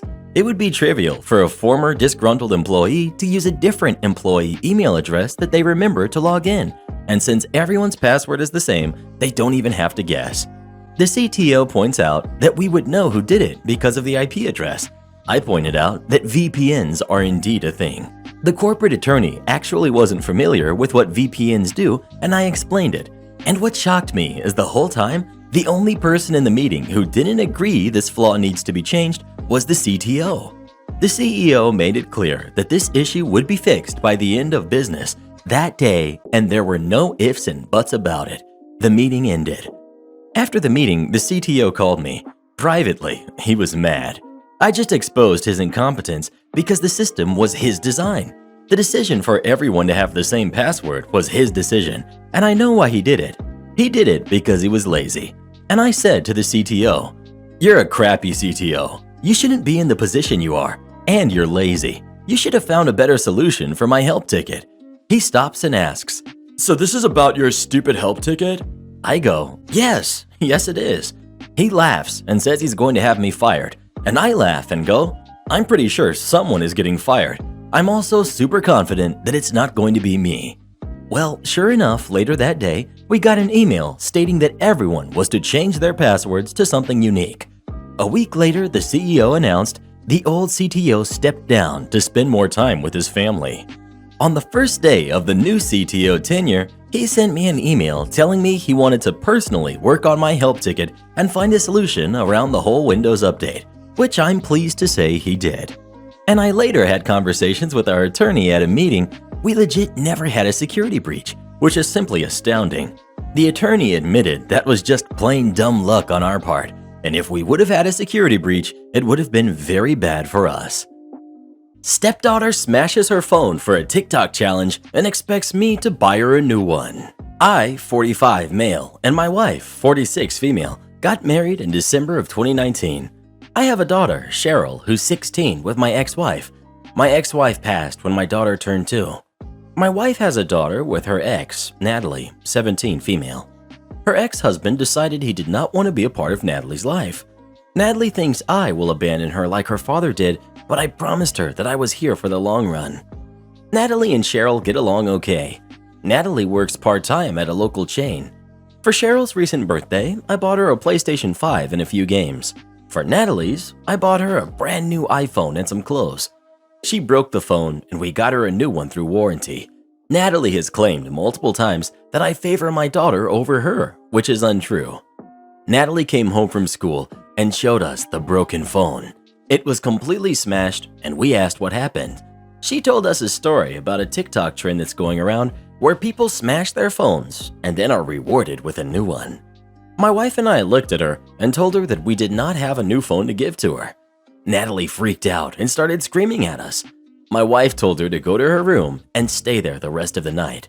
My wife's parents called us a few hours later, calling me a horrible stepfather and showing favoritism between the kids. Am I the jerk for not purchasing my stepdaughter a new phone? Well, who do you think is the jerk? OP or Natalie? Please let us know. I'd reward her with a 2001 Nokia. Play stupid games, win stupid prizes. It's not about the dog toy. It's about sending entitled jerks a message. Backstory. I live in the basement floor of my parents' house. My name is on the title. There was a bit of financial kerfuffle that required my assistance. We have 2 dogs, one bearded collie named Abby, who loves my dad, and a cockatoo named Dexter, who is my bud. Important note about Abby, she is a toy shredder. The only kind of dog toys that last in the house are made of rubber or are too big for Dexter to get a good grip on. A few months back, Dexter and I attended an agility course, and at the end of that course, Dexter was presented with a bucket full of dog toys and allowed to pick one to take home. He pulled out a purple fuzzy monkey thing that had some skinny ropes coming out. Forgive me if I slip and call it a tug monkey. Now, Dexter loved playing with that toy and always remembered where I put it last, so he knew where he needed to sit and stare. When I got this toy, I showed it to both parents and explained that Abby, under no circumstances, is allowed near, as she'd have it shredded in seconds. They both acknowledged and said they get it. I was always very careful to put it up on a shelf when he was done with the monkey, and it never journeyed upstairs. Last month, I went out for a little while, and when I came back, Dexter was frantic. Flung himself at me, and once he was sure I was looking, sat and stared where I had last left the toy. The shelf was empty. Fearing the worst, I went to check upstairs, and there's Abby destroying one of the tug ropes and covered in purple shreds of fabric. I was livid. When questioned, my mother admitted to giving Dexter the toy, and she just forgot the door between halves of the house was open. Before someone suggests a stay in a nice padded room, this is a pattern of consistent disrespect that's been going on since I've moved back and been promised complete autonomy. I put up a whiteboard on the between halves door facing out. If I'm going to be in a Zoom meeting with a camera on or on a call, I used to write in a meeting on a whiteboard. Sometimes this worked, most times it didn't. Mom would just have a laundry basket and decided the stuff needed doing then, and figured my call was surely over. It hasn't been yet. I feel like she's walked in on at least 5 or more calls in the last month where I've been actively speaking and had to mute and cover the camera. I'm only on calls a very small fraction of the day, perhaps an hour or so in total. My boss has commented on distractions and actually had me start speaking less. Did I mention my mother has a tendency to whistle or sing while she's doing chores? Or that one time she derailed an entire meeting because she unleashed a belch so loud it reverberated? This isn't just a quiet blur in the background, it's a real problem. So I load Dexter into my car and we fly to the pet store for an emergency purple monkey replacement. Happily enough, I found the exact same toy. I purchased that and some treats. Crisis averted, right? Wrong. We get back to the house and he zips over to where the other toy was, sitting and longing. I take the tags off the replacement and distract him with the treats, put the fake monkey on the shelf, and when Dexter resumed his post, I gave him the duplicate, which he sniffed and then snubbed before crying and staring at the shelf some more. I'm a patient man. The BS threshold I have with my parents is set pretty high, but seeing that, my heart broke. There was an Arthur fist. I vowed revenge. I went to the hardware store and ordered a steel interior door, the same keypad lock we already have for exterior doors, and some security door hinges. I then had to return the first door and measure first before ordering the correct size. For the next 3 Sundays, my cousins helped me out with getting everything assembled and adjusted while my parents went to church. The 4th Sunday was spent with a soldering iron lobotomizing the digital code lock so it rejected every code entered. Yesterday, we did the door swap and managed to get everything done and cleaned. When my parents left for church, flimsy particle board door was all that stood between my half and theirs. When they returned, steel door with wood facade, code lock, and tamper-proof hinges. Also wound up changing the code for my exterior door. There was wailing and lamentations and gnashing of teeth. How could you? What about laundry? All this for a dog toy? I calmly explained that the door won't stay closed, but when it is closed, it's staying closed. My name is on the deed of the house now. I can make modifications to my space if I want to. My mother wanted to know, what about an emergency? I told her I'd give her the code right now to the new door if she could tell me one situation where minutes mattered. There was hemming and hawing and no actual laundry emergency cited. Why did I spend more than $150 on a door lock only to immediately break it? Because it's got a working deadbolt, which is all I need, and my mother spent 3 hours yesterday trying to brute force the code lock. Why did I spend more than $1,000 on a deadbolt and a door that will sneer at a battering ram? 2 reasons. The first being I was mad and wasn't sure anything less would do the trick, and second is because my sister lurks this subreddit religiously and will likely spread this to the rest of my extended family. Hi everyone. It's in the Constitution. A man, we'll call Jerk, came up to my ice cream stall today. I'm the manager at a mall food court location. I greeted Jerk and he gave me his order pleasantly enough. I give him his total and he proceeds to try and hand me a $100 bill. We have an in-store policy that we do not take $100 bills, so I just say, I can't break 100, which on a normal day with a normal person pretty much handles that. He stares at me at first. Then, what do you mean? This is a legal American note. Me, I understand and I'm sorry, but it's our policy. Well, that's all I have, so you have to take it. Me, I'm sorry, I can't take it. This is legal tender. It's in the Constitution that I can use this here. This basically crosses the line for me. I tell him now he's made the situation uncomfortable and I simply can't serve you. He asks for my name, which I stupidly give since I'm directly under the owner, and ultimately am upholding her policy. He then straight up calls me a jerk and walks away. I'm shaken at this, but think it's over with. I continue taking the people in line, so I don't even have to think about it. Jerk comes back up not 10 minutes later with his wife, Karen, in tow. She's already charged up and ready to yell. Karen says she has a debit card, but I tell them I still don't feel comfortable serving them. I say first thing, your husband called me a jerk, to which Karen quickly says, because you deserved it. You gave him attitude for no reason. One of my staff members starts arguing with Karen about how it's a store policy that none of us even have control over, and it turns into a yelling match. I turn to a different staff member and tell her to go find a security guard. Karen laughs and says a security guard isn't going to do anything. I respond just saying, at least they'll get you away from us. While we're waiting for security, I keep taking orders. Jerk stands at the end of the counter saying I'm going to have a discrimination lawsuit on my hands. I'm going to be dealing with corporate for this. Karen finds one of the real cops that are hired to patrol the mall and brings him over before security shows up. I'm still cheerfully, admittedly literally shaking, taking people getting in line while they talk to the cop. Eventually the cop comes up and says Jerk has admitted that he was in the wrong for the most part, and don't you think we can come to a resolution here? I say I'm sorry, but I still won't be serving them. He says, well come on, what if I'm here? I'm already frustrated with a shaky voice when I say, That man is using my name to intimidate me. He called me a jerk. There's another place to get what they want 2 stalls down. They can head there." The cop keeps silent eye contact as if he doesn't really accept this answer, so I offer to just call the owner for him. He slowly shakes his head and says not to worry about it. He goes back to Jerk and Karen, who I can hear, "How can they do this?" and, "Well, how do I get in contact with corporate?" as if the cop has a clue. They eventually did go 2 stalls down. The cherry they couldn't resist to put on top was calling me and my 4 teenage girl staff members names as they walked back past with their purchase. The entitlement and the audacity, unreal. You're on a performance notice. No raise, no bonus, no work from home, no overtime, and then lockdown happens. So I've posted a few stories about my wonderful old manager. Let's just call her Samantha. This story is about a coworker we will call Joe. And from day one, it was obvious that Joe was one of the hardest working people on the team, and Samantha could not stand him.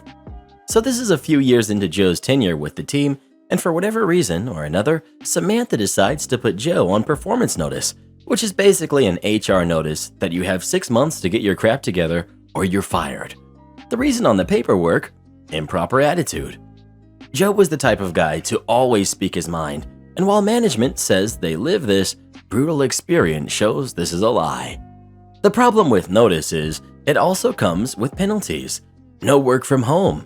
They literally take your laptop away and bring you a thin client. No approved overtime and no learning new things or assignments. Oh, and no raise or bonus. You have to prove you do your job well, and then after the 6 months, if you're not fired, the manager can extend with an additional probation period of another 6 months. January of every year is when we find out about our raises and bonuses from the previous year.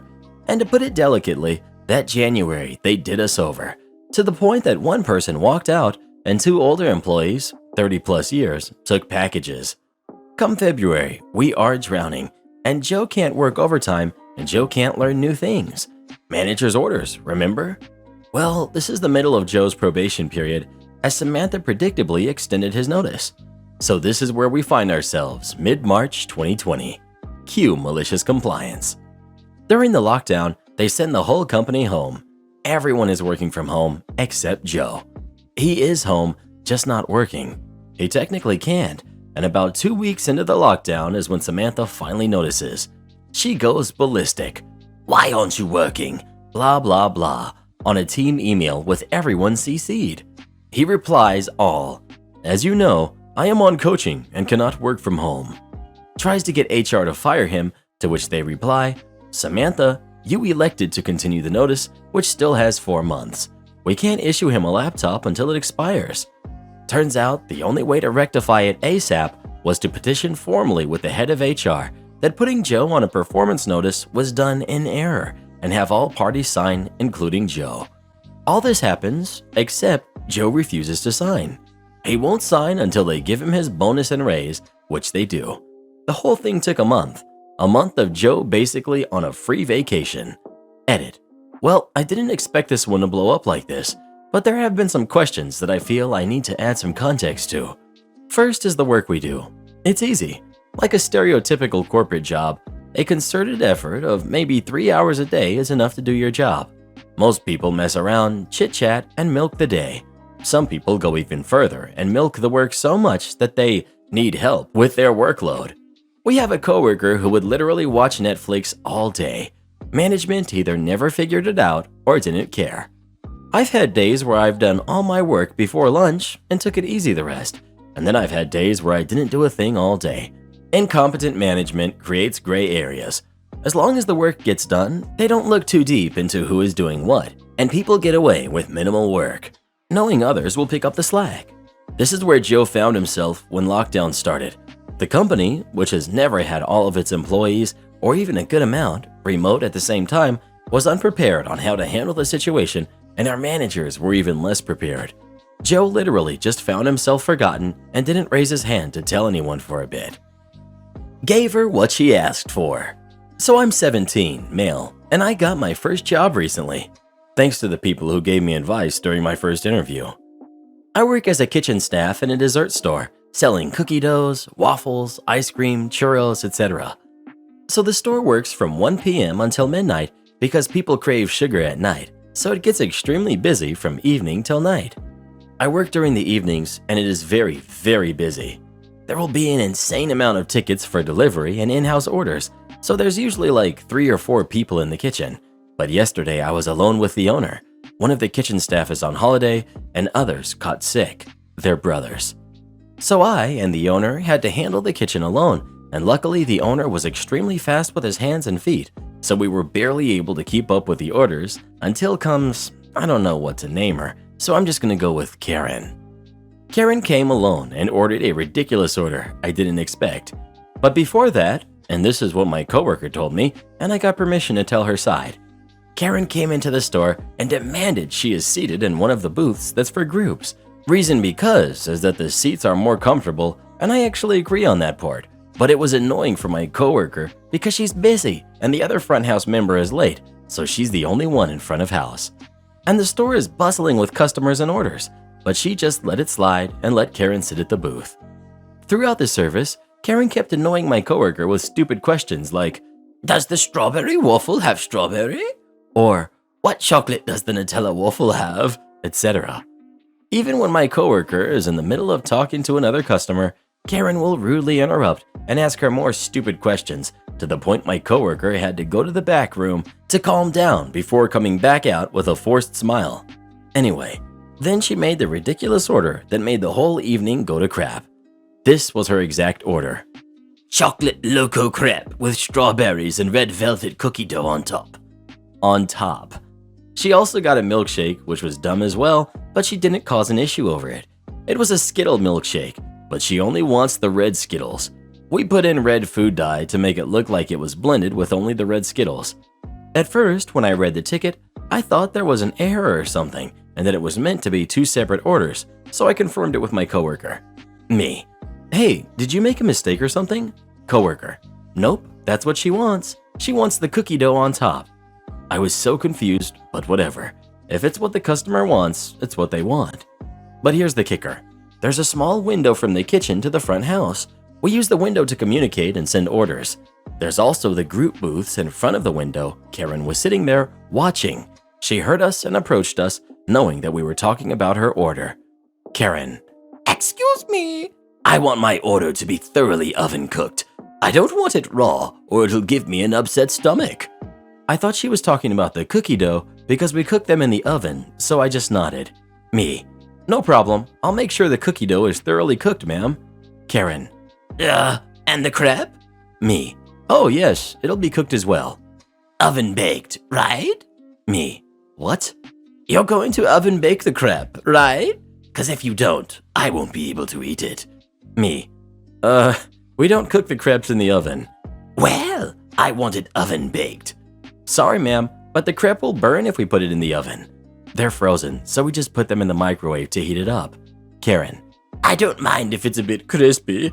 I just want it oven baked, okay? And put them together, otherwise it won't taste as good." She said this and finally sat down at her booth. Here's the thing. The crepe takes like at most a minute to heat up in the microwave, whilst the cookie dough takes like 2 to 3 minutes to cook. The crepe will be pitch black if it's put together with the cookie dough. At first, I thought of putting the crepe and cookie dough in separate plates and bowls to cook them at different times, and then put them on the same plate once they're both cooked. So that's what I did.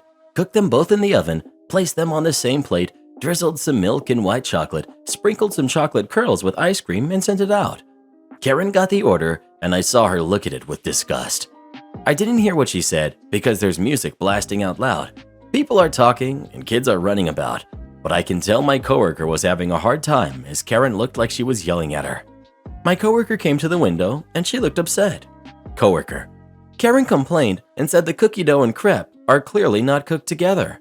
Since the cookie dough was cooked in a bowl, we had to scrape it out and pour it onto the crepe, so it was obvious. The owner, who saw what was going on, chimed in and had this really wicked grin. Owner.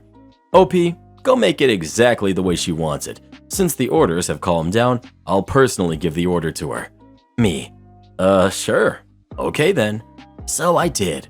Got a plate with the crepes, bashed on the cookie dough on top, and placed it in the oven for 2.5 minutes, and voila! A pitch black crepe and well-cooked cookie dough. The owner picked the plate up and handed it to her. Since the other front of house members finally came, I and the coworker watched from afar and watched the stunned face of an annoying jerk who seemed outraged she got her order exactly the way she wanted it. Again, we couldn't hear because of the noise, but we still enjoyed her stupid expressions as my boss was having none of her stupid nonsense. My boss is a firm but chill guy. He doesn't take crap from anyone, so he enjoys talking to people like her. So she marched out and began yelling, "Karen, I'm never coming back here again to this stupid place," and left just like that. Me and coworker laughed like two hyenas, knowing that jerk got what she deserved. Am I the jerk for refusing to give my daughter her room back? I'm a father of two, Natalie, age 24, and Jonathan, age 17. Jonathan had mobility issues throughout his childhood, and it got worse as he grew up. He became a full-time wheelchair user 2 years ago after he had a serious accident that left him in a worse state than he was before. Natalie moved out for college at the age of 18 and then moved in with her now ex-boyfriend. Now I need to mention that because Natalie is my oldest and she had the bigger room in the house. Jonathan had the smaller room, which was fine by him, but now it's different. With the major changes in his life and needing a wheelchair to move around, I've considered to move him into Natalie's old room that she hasn't used in years. I first called her to let her know, and she gave me the green light to go ahead and do what's best for her brother and make his life easier. I renovated it and added things in to accommodate Jonathan's needs, and it cost money. Remember, that was almost 2 years ago. A few days ago, Natalie called saying she had a huge fight with her now ex after she caught him with someone and was staying at the hotel. We talked a little, and she asked me to empty her bedroom and move Jonathan back to his old room because she wants hers back, and said it would be cool if her mom and I prepare it for when she moves in with us. I was taken aback completely. I said, I can't move Jonathan out since he needs the room. I explained he needs the space to move freely, but she said it's her room, no matter how many years she has been away from home. I called her unreasonable and reminded her that she said I could give the room to Jonathan, but she said she wants it and expects to have it back now. We went back and forth on this issue, and I refused to give it back to her. She threw a fit, saying I should be supporting her and giving her shelter in this hard time, and I replied, I know she's struggling and she's welcome to come, but the room was off limits. She got more upset, saying I was favoring Jonathan over her, and got my wife feeling guilty, saying she will be staying at the hotel until we tell her her room was ready for her, which I declined to do, and said she could stay there then. This morning, I found out my wife's been sending her money to pay for her hotel stay, and she's been telling the family I'm keeping her out of the house. In my defense, I told them Natalie wants the room, but Jonathan needs it, and I already spent money to renovate it. Well, who do you think is the jerk? OP or Natalie? Please let us know. Hearing stories about entitled brats like Natalie makes me so glad that we never had any kids, Reddit boy. Am I the jerk for grounding my son after he decorated his room without his stepmother?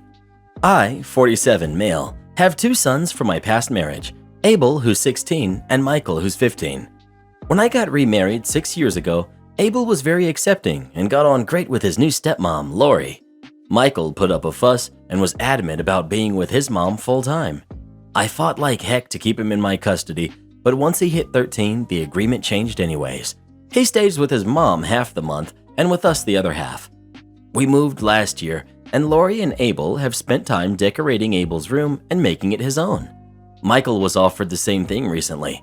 Lori offered to take him to IKEA, Best Buy, and some other stores to find new furniture and have a day to put the room together. He said he'd think about it, and she respected that, but still showed him paint colors, beds, and stuff to get excited about. Last weekend, he came home with a pod full of furniture his mom bought him. I asked him about it, and he said his mom helped him pick out the furniture and was coming around in a few to help him build it and arrange everything. I told Lori as a heads up, and she was absolutely crushed. I took my son aside and told him the kind and fair thing to do would be to invite Lori to help. He said, nah, and told me he wanted to build with his mom. Unbeknownst to me, Lori did try to join them and asked if they needed help, and my son sent her away and locked the door so she wouldn't come back. After Lori told me this, I grounded him for the week and told him at least he'd enjoy the room his mom helped decorate. He of course left early to his mother's and told me he'd see me on our next rotation. Lori is saying I shouldn't have grounded him for spending time with his mom, and my ex-wife is saying if I keep treating him like this, I won't see Michael outside of holidays and birthdays. Edit for info. My son told me his mom was coming to help him decorate, and I did say yes, hoping he'd make it a stepmom and mom type of thing. I wasn't expecting him to completely exclude Lori. To those who must know why my marriage ended, my wife came out and realized she couldn't be with me and be her most authentic self. I do not harbor hate towards her, if that can explain why I don't hate my ex-wife, and my current wife wasn't too upset to see her in the house. The marriage ended as amicable as possible until it came to custody. Karen coworker forces me to eat. I, 24, male, am a small man, 5'4" and 103 pounds as of my last physical. I'm well aware that I'm at an unhealthy weight. My entire life I've been small, mostly due to illnesses and myriad allergies, and it's admittedly a sore spot. I'm working with my doctor to gain weight while still fitting in with my dietary restrictions, no meat, dairy, gluten, or nuts. And honestly, I'm so much better than I was several months ago and proud of myself for the progress I've made. A coworker, Peg, 30, female, got pregnant and recently returned to work late November. She's been increasingly overt and uncomfortable in her concern for me. Peg made and brought in cupcakes for her return, and when I thanked her for thinking of us but refused, citing my gluten allergy, she was visibly upset. She didn't shout or complain much, just sighed heavily and said that she would put this one in the break room with the rest. I felt awful. Then she brought me a steak sandwich the next day on gluten-free bread. Again, I thanked her, but I had brought in my own lunch and needed to focus on that. Peg told me it was in the fridge for when I finished. Ended up bringing it home so she wouldn't feel bad and gave it to my boyfriend. Next day, she approached again. I refused again. She insisted. By now, we weren't alone in the break room. She joked that it was rude to refuse a home-cooked meal in favor of that, my lunch. At that point, I just took it and thanked her. Boyfriend ended up eating it. Then she just started leaving bagged snacks on my desk. She would approach with a snack or a portion of whatever she made for dinner the night before, and not leave me be until I had taken it. I went to our boss and explained that I felt uncomfortable and was told that she was probably feeling maternal and it would negatively impact morale to discourage her. So, been taking notes since then. What days Peg has given what, when, who witnessed it, etc. From 12/8 to now, she's done it 23 times. Yesterday, I took Peg aside and explained that while I was touched, I would appreciate it if she wouldn't bring in anything else. She said that I should have said something sooner. She was only trying to help. Have I seen myself in a mirror? Does your boyfriend like you starving yourself? Among other phrases. Livid, I told her that maybe I didn't feel like sharing my personal medical history with her just so that my wishes were respected. For God's sake, we work with a hospital. Don't you know anything about HIPAA? We parted from there, me childishly storming off and her in tears. Have I already been a huge jerk? And would a report to HR just be the icing on the cake? I went to HR, saying that the matter was settled, but I wanted it documented. Subsequently, was told that there would be an investigation and the incidents would be corroborated with witnesses. Because, as is, the full record, I claim, is severe enough to warrant potential action for Peg and several other coworkers who also engaged in her behavior. HR started the process, apparently immediately, because I walked in yesterday to a crap storm. This plunged the department into war. Many agree Peg was out of line. Some told me I should have kept the status quo. Some said I was ungrateful and entitled. One said I should have handled this maturely, and who could blame her when I look like that, and I should be ashamed of myself. Another coworker suggested I work from home. Another told me he was sorry for not stepping in. I went to go get my lunch out of the fridge, only to find someone had disposed of it and left behind the empty Tupperware. Nearly everyone has an opinion. The people in my corner have advised me to keep my head down and to take care. My boss held a meeting, first with Peg and me, then a second with just me. During the one with Peg, I was told to apologize for my part and Peg likewise. I'm sorry if I made you uncomfortable by caring about your health. My boss asked if I was satisfied now. I brought up Peg's comments and my boss said I invited them. No one would call that harassment and I need to work on myself. Together, we went through each of the 23 events. She excused each of them until I was left to feel like I had been harassing Peg. The next meeting was even worse. Effectively, boss said, I told you not to retaliate, and instead, you searched Peg out to harass her, and your actions have expressed a worrying lack of cooperation with me and your team. She was also disappointed that instead of explaining that I needed her to resolve things, I escalated the situation well beyond the point of reason and cruel to someone who only wanted to help. She said I won't get far in life and I'm not likely to get anywhere vocationally if I can't be a team player and actively sabotage a happy workplace. She hoped I will learn from this teachable moment how to behave in a collaborative environment, as it's inappropriate to involve HR for small misunderstandings. Boyfriend is mad. I'm just tired, confused, and hurt. HR seemed sympathetic. Boss is very clearly on Peg's side. The office is split and tense. Currently updating my resume and job searching. It really does feel like a nightmare. Haven't felt good going into work for a while, and this just made it 10 times worse. My Karen ex tries to manipulate me into staying with her, ends up getting her feelings hurt. My ex and I got together over 3 years ago, moved into my house after a year. She has 2 kids from a previous relationship. We also have a kid together who's now almost a year old. We mutually decided to break up a few weeks ago. I have my reasons and she has hers, but ultimately her kids play a big role in the breakup. Not their fault, it's more about our different parenting styles.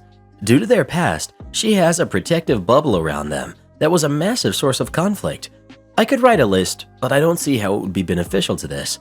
Anyways, we broke up because we didn't want to resent each other for our kids' sake, like the way she resents her other kid's father.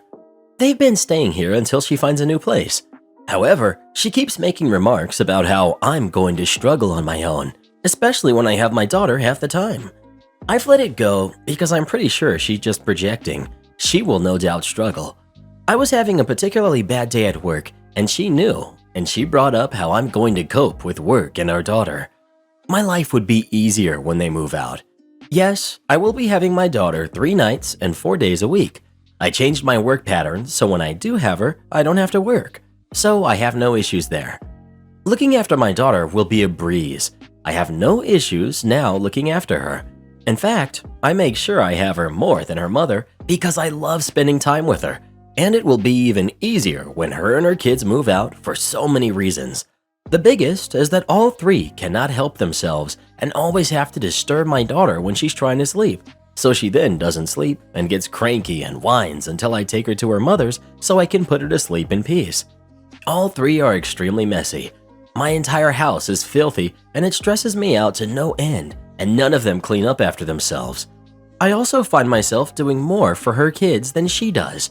I always take them to school and pick them up, take them to their after-school activities, make sure they are fed and shower often, as otherwise she wouldn't remember. I also pay for everything related to the house. We only split shopping and petrol. So I told her that when they move out, I will have more money to save because I will be spending less on bills, and this is after me paying more than I should in child support. My house will be back to being clean and tidy. That will reduce my constant stress. Looking after my daughter will be less stressful because I will be able to put patterns in place to help. I will have more free time because I'm not spending it cleaning up their mess, running around all day for her kids when it is her job. My life will finally be back in my hands. She didn't take it too well and has been quiet ever since. Double malicious compliance. I felt really bad about the first one, but definitely not the other. This was easily about 8 or 9 years ago. I was working in a call center. We sort of middleman between a selection of theme parks and hundreds of hotels that customers could book as a nice package holiday. Now, most people would call up the theme park, think they were talking to the location itself, but actually be talking with a bunch of part-timers in an office nowhere near. Depending which brand they called, we'd answer as that brand, and all in all, it was painless. There was a website, but we were there in case of special requirements. Sometimes people didn't want to book online, etc. Now, the parks we support are fairly popular, so much so people do fly in specifically to have holidays there. This means the job was 2 things. Wonderful for some families, these were the once-in-a-lifetime trips, and you were the person helping them to get the holiday they wanted. The other side was pure heck. If the holiday went to crap, you know full well it's somehow our fault. We had all sorts of people calling, screaming, threatening us, etc. I had a good track record, often closing sizable packages and always went a little further, sorting out some balloons in the rooms for little Timmy's birthday, notifying the park to add Tom's birthday alongside the other kids to celebrate his special 45th. You know, random acts of kindness. I was often told by management to remember to stay in my lane, and while it was nice, I should be on the next call, not emailing the hotel to arrange the unpaid for bits and bobs. Now, one day a family called me, and I could tell immediately they were posh. They were flying in and were looking for our top options, top hotel, unlimited fast track tickets, the whole lot. I went in immediately and suggested one of the on-site hotels, asking what favorite characters the kids going had, etc. However, the woman booking heard wonderful things about this alternative hotel. We're talking 5-star. Head chef won an award for cooking a pigeon so well, other pigeons would offer themselves to be next. All fine, sorted it all out. Booking came to $12,000. Threw my discount on there, pulled all the bells and whistles out. Boss comes over, raving. What a deal! What a close! I'll go tell my boss. Wonders off. Hours later, the family called back. Lady had since Googled the on-site hotel and was stunned at how wonderful it was. As it was for her granddaughter, could she be a pain and rebook there? Yes, absolutely. I have to cancel the old booking first. The refund can take the usual however many days, and the second booking made immediately. She says fine, went through, and red alert. Her American Express is stalled as two $12,000 shots in a short space caused some issues. I checked our system and found out it was us blocking it, not her, and had to get a manager to resolve it. I explain I can't do anything right now to finalize it, but let me call in a favor. I call into the hotel and explain everything. Could they do me a favor and hold the rooms until we get it all sorted out? Yes. You want your usual balloons, BS? Their words. Yes. Go on then. I log everything in our system, all the conversations and who I spoke to. I go ask my manager, and she's fuming because she's been bragging on how she's doing well because I closed this sale and suddenly asking her to refund the amount. Yeah, but it's to book it again. The second booking was actually more, and we'd end up still better off, but she wobbled about it. Tells me she will do it, but it's end of my shift, so I need to go home. I beg her to call the family she said she would. 2 days after my next shift, I sit down and see that my weekly total is missing the $12,000, but not replaced with the $15,000. I go ask my manager what's happened. Did she speak to them?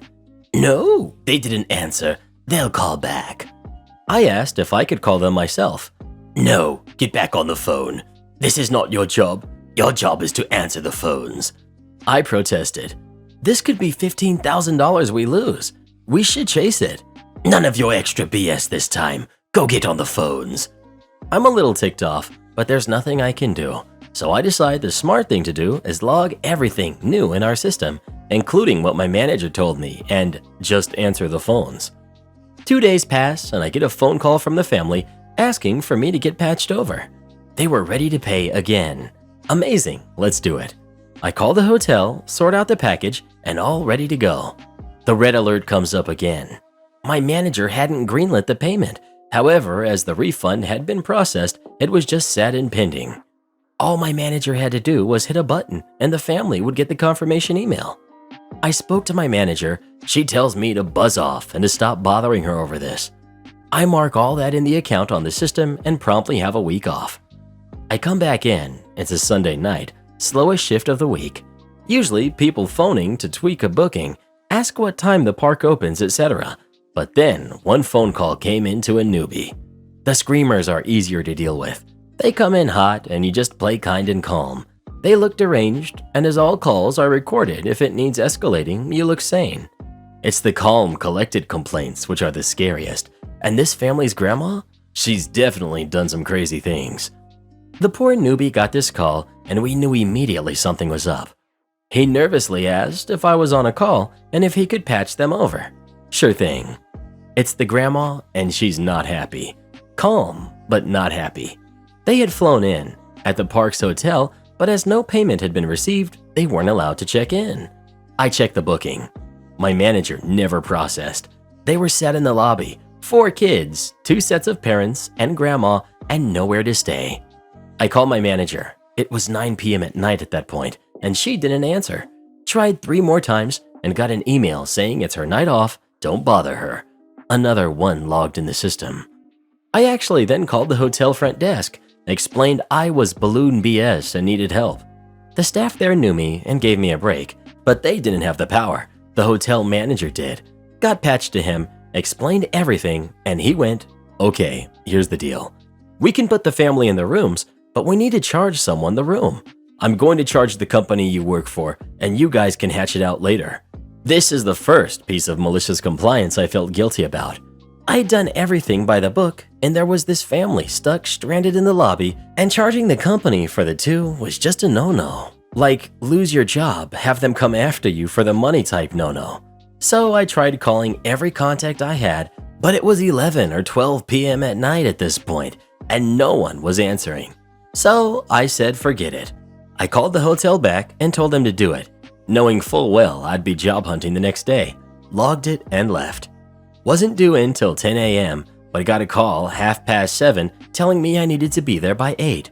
I arrive, get frog marched into the meeting room with 3 levels of bosses in front of me. My manager, her manager, and his manager. They also had a single printout with an invoice for $15,000 from the hotel in my name. They went in on me, 20 minutes of yelling, shouting, one left to get HR in for an immediate dismissal. HR arrived and only asked one question. "Can you justify why you comped a $15,000 package?" The only thing I could think to say was, "Check the logs."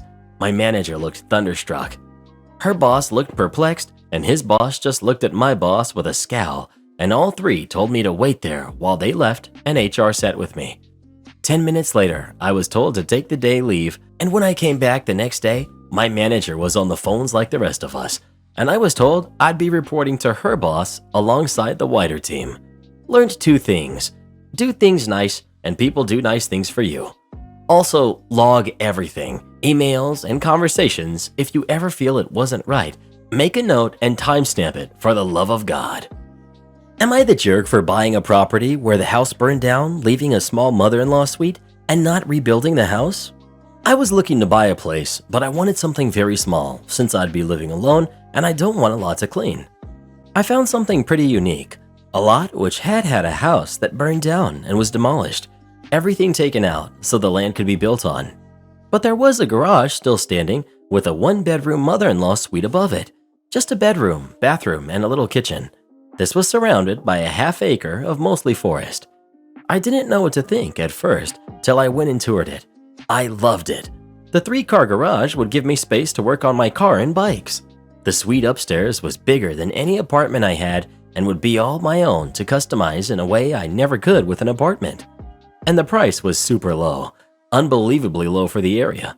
I actually was able to pay a 50% down payment and I'll own it full on in 5 years. I checked with the local regulations and it would be legal for me to live in the mother-in-law suite on the property. Anyway, long story short, I closed on the house and moved in. I was really happy with the place. It was just the right amount of space for me, roomy without being a pain to clean. The outdoor space is great for my dogs and hosting barbecues with my friends. So on to the trouble. A couple neighbors made comments about being glad someone moved in to fix the place, which was an eyesore on their street.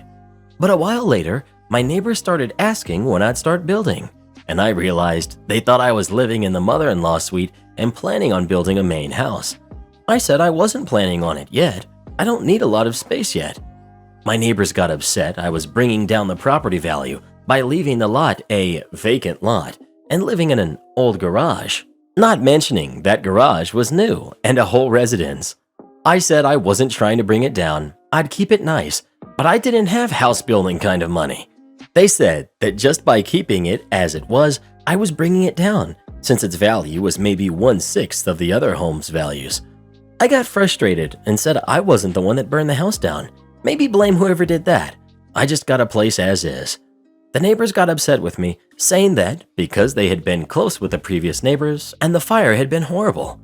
I said sorry, I didn't know, but honestly, they couldn't put their expectations on me after I'd bought a place not knowing any of that. I just bought a place wanting to get something I could afford. How could I expect to suddenly be expected to spend 6 times as much? The neighbors said that if I was buying a demolished building's land, there was an expectation that I rebuild. Am I the jerk for buying the land without plans of building? Evil Mama Bear is gonna sell her house and move away. Well, it finally happened. Eventually, she'll be leaving for good. Evil Mama Bear recently made another post on Facebook telling everybody that she hates us all for ruining her life and that she wishes we'd all go to heck for it, but no longer cares because heck is too good for the likes of us. She's apparently gonna sell her house so she can move back to her parents' old family property in Texas that they left her when they passed 20 years ago. She can't leave just yet though, because things aren't settled with the courts over her attempt to attack future brother-in-law and their impending restraining order against Evil Mama Bear. She's still having an enormous pity party online about how the family is supposed to have her back because blood is thicker than water. But they all just savaged her, especially when she tried to blame this all on me again. It's basically come down to her saying that she wished I'd never been born because I'm a devil incarnate and the source of all of her problems. Apparently, I ruined her marriage, her job, her relationships with family, etc., and am the Judas that took her little princess away. That just got her laughed at, and I mean really laughed at. Even my sister thought it was funny. That made Evil Mama Bear throw an online tantrum and said she hates us all and will be shutting her Facebook down soon because she can't take being mistreated by us any longer. That caused a huge backlash because they all called her out and started quoting things they remembered. So many relatives did this that Evil Mama Bear just didn't respond to them. My sister even joined in and told Evil Mama Bear on Facebook that all she's doing is projecting her own faults onto me because she doesn't want to deal with the consequences of her own actions.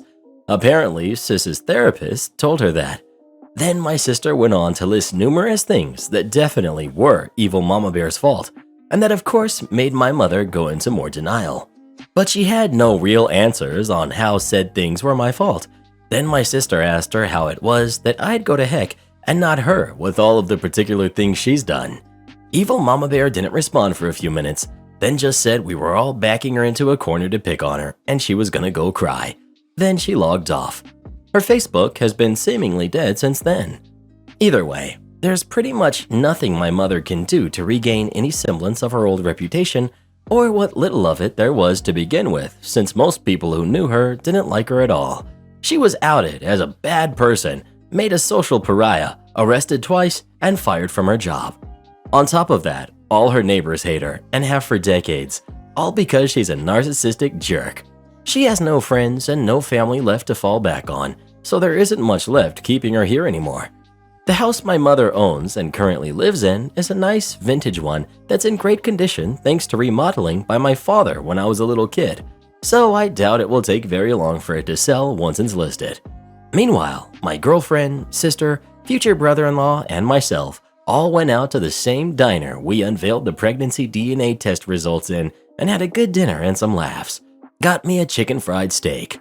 Since I've still got the restraining order up and cameras at my house, business, cars, and my sister's apartment, I doubt my mother will bother trying to pay either of us a visit again.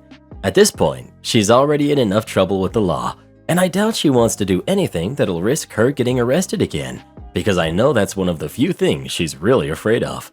But I'm gonna keep my guard up. We are all well prepared with cameras, we go places in pairs, we have tasers, pepper spray, and phone tracer apps, and we've gotten the word out on Evil Mama Bear anywhere we could. A commenter suggested a while back that I should send my mother an anonymous package full of Limburger cheese, and I'm actually really tempted to do that once Evil Mama Bear has moved back to Texas, since I still have the address of her parents' old property from my dad's list of contacts from back in the day. It would be one last nice bit of petty payback for all of the misery she put us through. Shame on a hotel for giving people with reservations a room. Shocker. If there were a contest of stupid crap I've gotten yelled at for, it's this one. My city has been hosting the playoffs and conferences for the past few weeks, so we've some pretty rough flips. I 100% do not blame housekeeping for dropping rooms to clean. Our sister property had it worse and was having to relocate reservations to a brand that only has queen beds. Unfortunately, this lady was chosen and she was not happy about receiving a queen. So my sister property's night audit checked in with me to see what my inventory was looking like, but all we had were double queens. She said she was waiting for No Queens McGee to call back to inform her that she did not have any luck with us. As the night goes on, this lady walks in, gives me her last name to check into her reservation. Me. I'm sorry, I don't have anyone by the last name McGee. When did you book the reservation? No Queens McGee. I was supposed to have a reservation. She was supposed to make the reservation over here. That's what she told me. By then, I caught on to who was standing in front of me, and I informed her that the sister, N.A., was trying to reach out to her to let her know that we only had doubles. That's weird. I just called reservations. He said y'all had a king. Me. Well, it looked like there may have been a cancellation, but the king got booked up quickly. I have no other kings to offer you. She then starts going off how crappy we are, and that she called the hotel and some man said we had kings. Meanwhile, I'm looking around, me trying to find this man she said she spoke to. Both her and I know she spoke with reservations.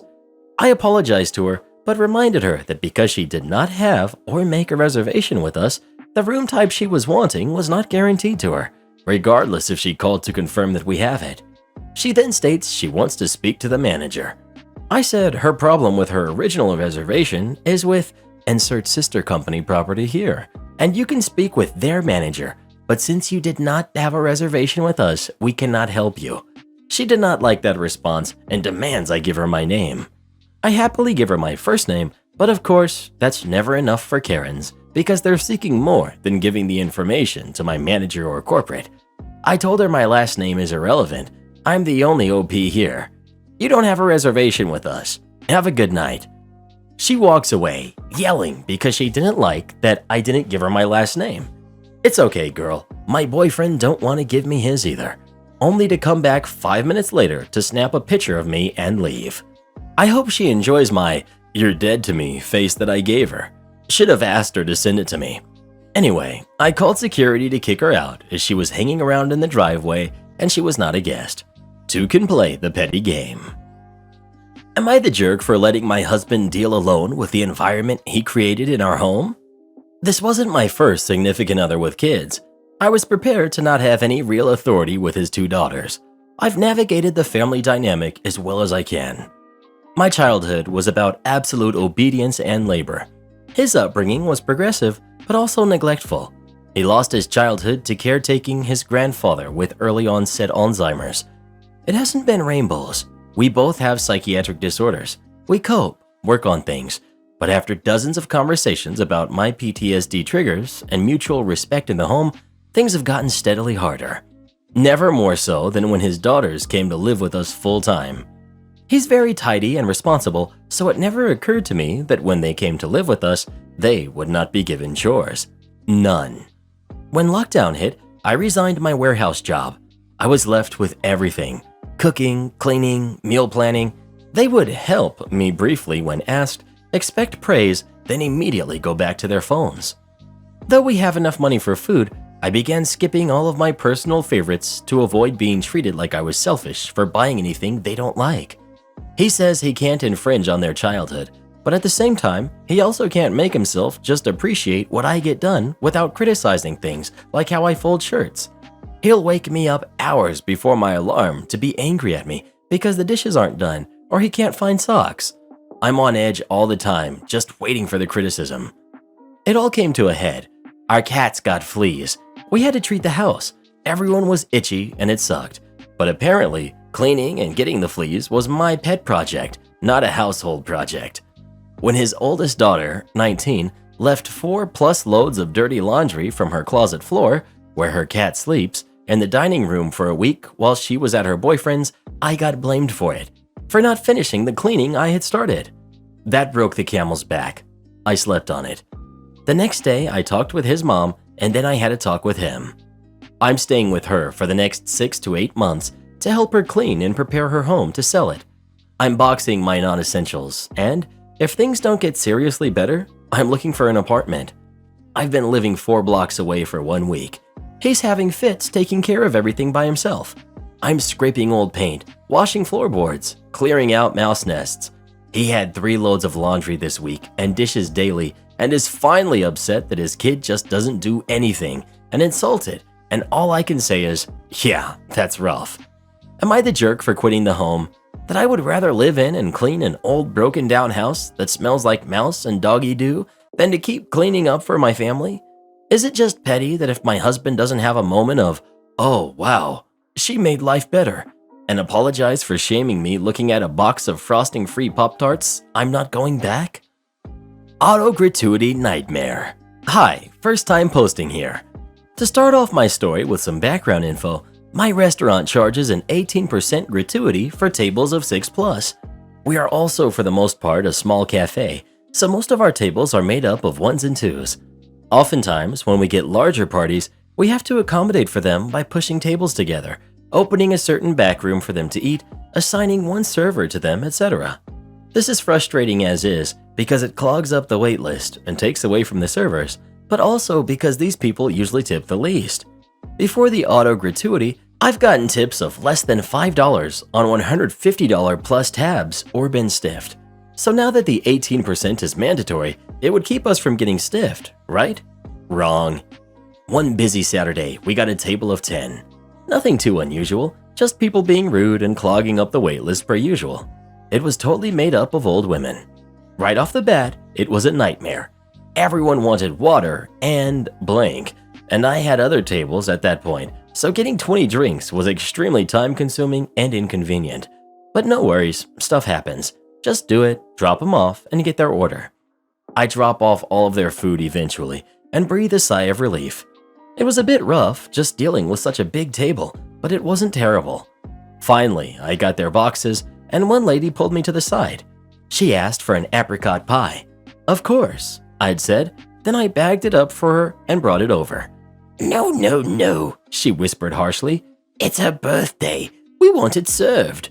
This lady wanted me to sing happy birthday, cut up her pie, and serve it on 10 separately microwaved plates. Keep in mind, I was praying for this auto gratuity to come through because I had already been serving primarily them for an hour already and had not made any money. After their pie, I dropped off their check, and the news was broken that every single lady wanted their check to be split. At this point, I was visibly annoyed trying to figure out who drank what, and knowing I would have to make 10 different transactions. That's when the straw broke the camel's back. Every single woman had a coupon. It easily cut the bill by more than half and cut the gratuity with it. When it was all said and done, I'd spent 2 hours serving with a $10 gratuity to show for it. The women even complained about their tiny gratuity, which just tells me they didn't plan on leaving anything. Maybe I'm just spoiled, but time is money, and I can easily make $30 to $40 in tips per hour on a Saturday. Moral of the story, some people suck. Karen parks in my driveway without permission, gets her car towed. In my neighborhood, the homes have a garage which has room for one vehicle and a driveway with room for a second. I'm visually impaired, no sight, so I don't have a vehicle. A friend stopped by and thought I already had company because there was a vehicle in my driveway. Luckily, she had been jogging, otherwise she wouldn't have had anywhere to park since that vehicle was in my driveway and was blocking the garage. It was still there when she left. She wrote a note saying this is private property and to please move and not park there. The vehicle was parking there. Another friend put up a no parking sign. My next door neighbor saw the sign, said the vehicle belonged to Jane, neighbor from across the street. I went over and asked Jane to not park there. Jane said her fiance just moved in, and because Jane already had 2 vehicles, because one is hers for her work, she is apparently self-employed, they needed somewhere for the 3rd vehicle, and I'm not using my driveway, so they're using it. I'll note here that Jane and her fiance never asked if they could use my driveway. They just went ahead and used it. If I could see, I obviously would have noticed right away, but I had no idea. My next door neighbors on either side of me thought I was doing them a favor since Jane's been parking there for months. I also found out from them Jane's fiance parked in my driveway before she moved in when she visited. My job just recently went fully remote and my company has given up our office space completely. Before they sold our office space this summer, I still had to go into work. Jane's fiance works a different shift, so I don't know. I told Jane she didn't have permission and I sent her a registered letter too. She still parked there, so I got a tow truck to come. Jane got angry at me and she said she will take me to court to get the fees back. A week after Jane's vehicle was towed, I fell going to my mailbox because there was a car in the driveway and I bumped into it. It was Jane's fiance's personal car. She parked in my driveway because Jane didn't want her work vehicle to be towed again. Jane is saying she'll take me to court for the fees for this tow too. She also said it's my fault I fell because I didn't have my cane with me. I never use it on my own property, and I'm overreacting because no one is using my driveway, so they should be able to use it. The police came when I fell because an ambulance came, and they told Jane and her fiance to stop parking here. Apparently, they can't afford the fees, so the towing company still has Jane's fiance's car. Jane and her fiance say I'm a horrible neighbor, etc., for not letting them use the driveway and causing them these headaches. I don't feel like I'm the jerk in this situation, but I can't drive, and I don't really understand the importance of having a vehicle. A few of my acquaintances have agreed with Jane and say I'm a massive jerk for calling the tow trucks. I'd like honest opinions from people with no stake in this. Jane and her fiance are idiots, and so is anyone who sticks up for them. Ultimate malicious compliance at work. 3-for-1 special. Back at the beginning of 2021, I worked at a small community health nonprofit with an insane CEO. She would constantly call team meetings to put down and belittle employees in front of the entire staff. Often she would throw around some variation of, "Do I have to do everything around here?" and call everyone on staff incompetent. When we did do something right, she never gave us credit and always took the credit for herself. She threatened firing everyone constantly and would randomly call us to gossip and make petty remarks about each other, putting staff against each other. One day, the CEO called a team meeting. In a group text chat between some of the more chill employees, we immediately begin sending snake and eye roll emojis. Sure enough, we get on the call and she begins by bringing to our attention how Luis does not dress appropriately for work. Luis, who is also upper management, the COO, looks about ready to smack the CEO. The CEO viciously tears into Luis, commenting on everything from her hairstyle to her lipstick shade to how it's inappropriate for Luis to wear off the shoulder blouses that show her collarbone. She then tells everyone that we all had better start dressing more formally or there would be consequences. The next day, the CEO calls another meeting. We all join and Luis turns on her camera. I immediately had to turn off mine because I didn't want to be caught laughing. Luis was dressed from head to toe in what looked like something someone would wear to a prom. Her hair was immaculately styled into an elaborate updo. Her makeup was professionally done with lash extensions and everything. She was dripping with what I assume were fake diamonds, tiara, earrings, necklace, bracelets, and rings. And she wore the most ridiculous navy blue satin gown with a faux fur shoulder shrug to cover her collarbone. My best guess is that it was an old bridesmaid dress, but she never did say where she got it. The CEO was immediately fuming. "Why are you dressed like that?" she screeched. "You told us to dress more formally. This is formal wear. Is something wrong?" "That's not professional for work." "Oh, I'm sorry. I must have been confused.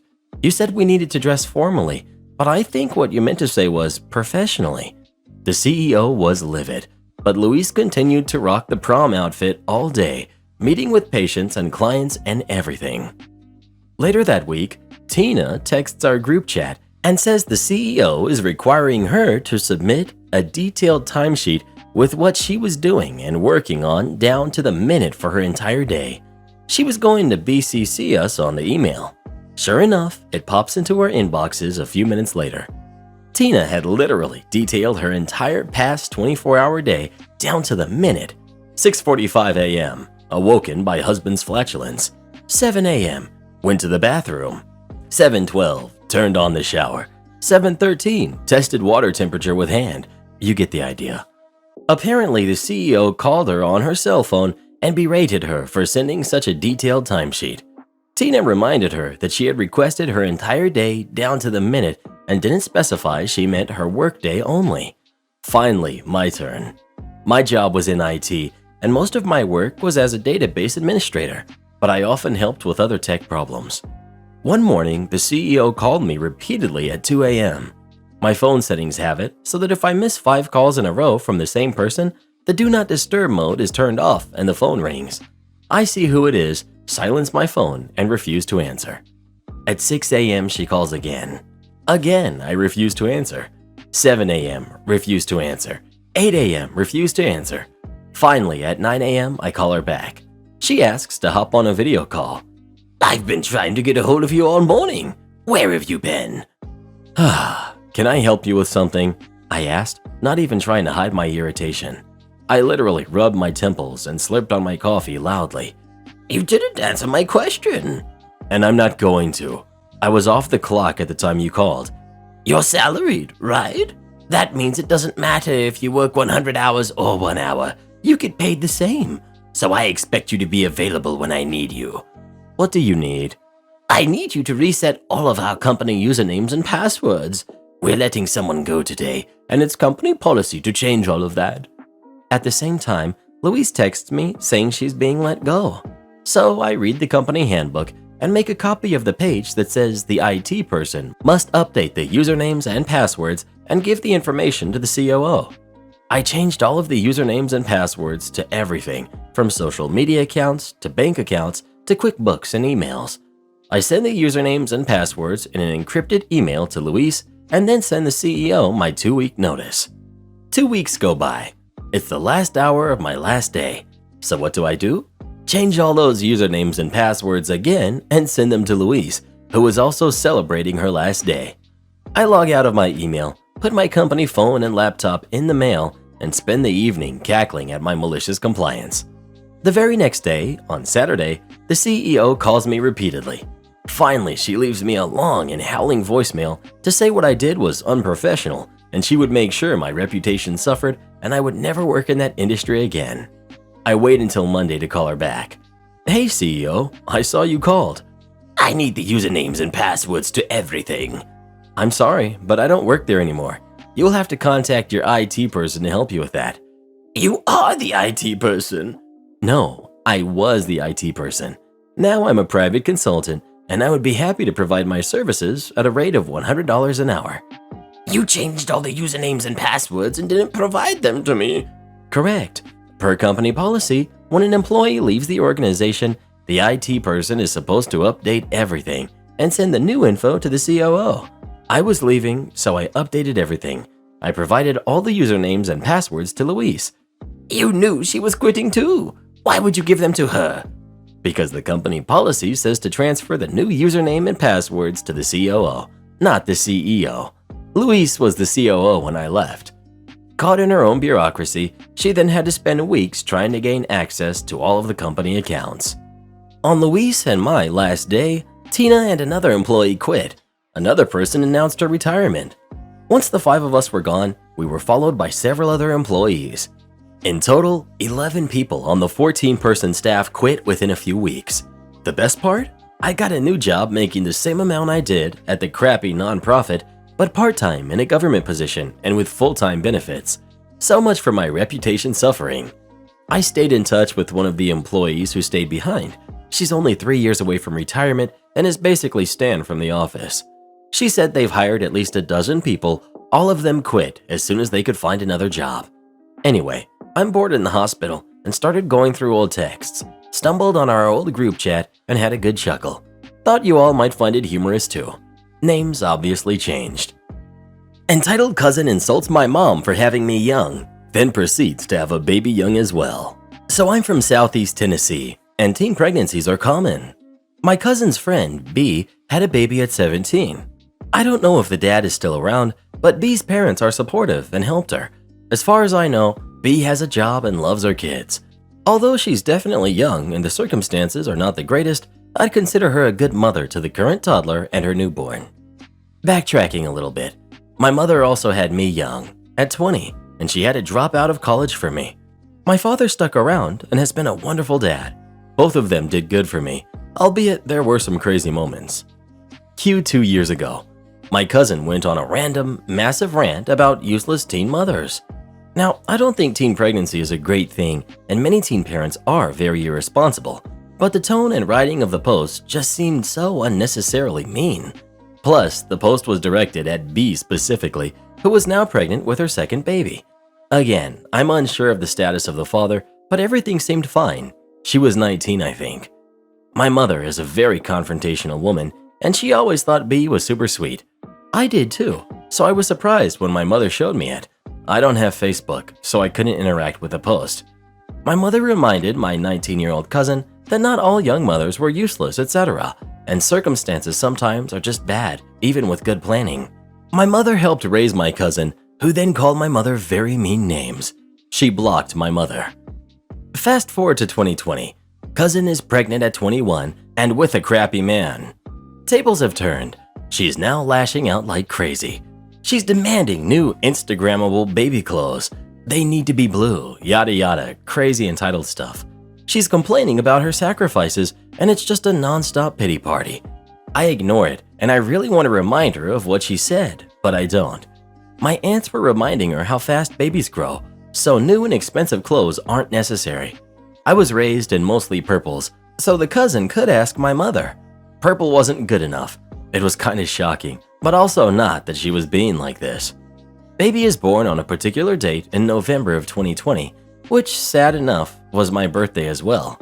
It's no one's fault here, but this just unreasonably upsets me.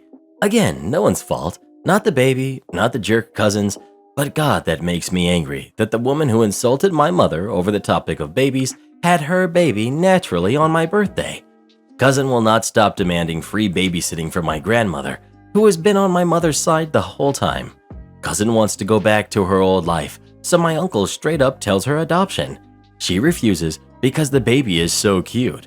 Apparently, she also kicked the dad out for being lazy. I genuinely don't know any more about this train wreck beyond that. She seemed happy on Instagram in her latest post, and I moved to New York lately for college, so everything I hear beyond Instagram is from my mother and grandmother, but I seriously doubt that's the whole current story. Am I the jerk for buying myself a new phone instead of getting my husband one? For some context, my husband and I have mostly separate finances. I'm the primary earner, and I cover 85% of our rent and expenses. This is because half his income goes to child support, and I want him to still have money for himself. I'm the kind of person who takes care of their electronics. I can keep a phone for 2 to 4 years with very little issue. Towards the end, it might be scratched up a bit and have a wonky charge port, but in general, still fully functional. Every single phone I've ever had, save one, has been replaced only when I felt ready for an upgrade, not because the previous one broke. My husband, on the other hand, somehow manages to destroy all of his phones within 1 to 2 years of purchase, closer to 1 than 2.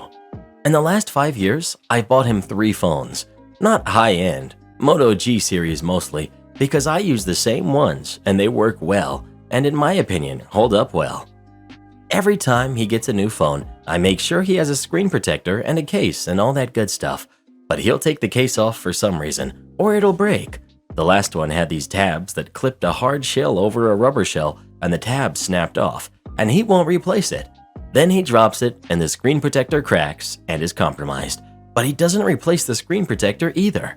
So from there, he ends up cracking the screen, and over the course of a couple months, the screen gets worse and worse until it's unusable. His current phone is facing imminent death. The screen is half destroyed, part of it won't light, the charge port is barely working, it's a mess. I've been thinking about replacing my phone for a while now, but I was on the fence about it because my phone still works okay. There's a hairline crack in one corner, and the charge port needs to be supported when it's plugged in, but neither is really affecting its function. I have the extra money right now for one phone, so I'm deciding to buy myself a new phone as an upgrade and give him my old one until he can save up and research and buy himself a new one. To be honest, I'm tired of replacing things he's destroyed only for him to destroy them again a year later. At least this way he has a working phone in the interim. I was talking to a friend about this plan, and they said I was being unfair and selfish, that if my phone works, I should be replacing his first instead of worrying about replacing mine. Now I'm second guessing myself. Am I the jerk? Edit. I wanted to add this because it came out when I was writing a comment, and I think it's important to why I'm asking about whether or not I'm the jerk.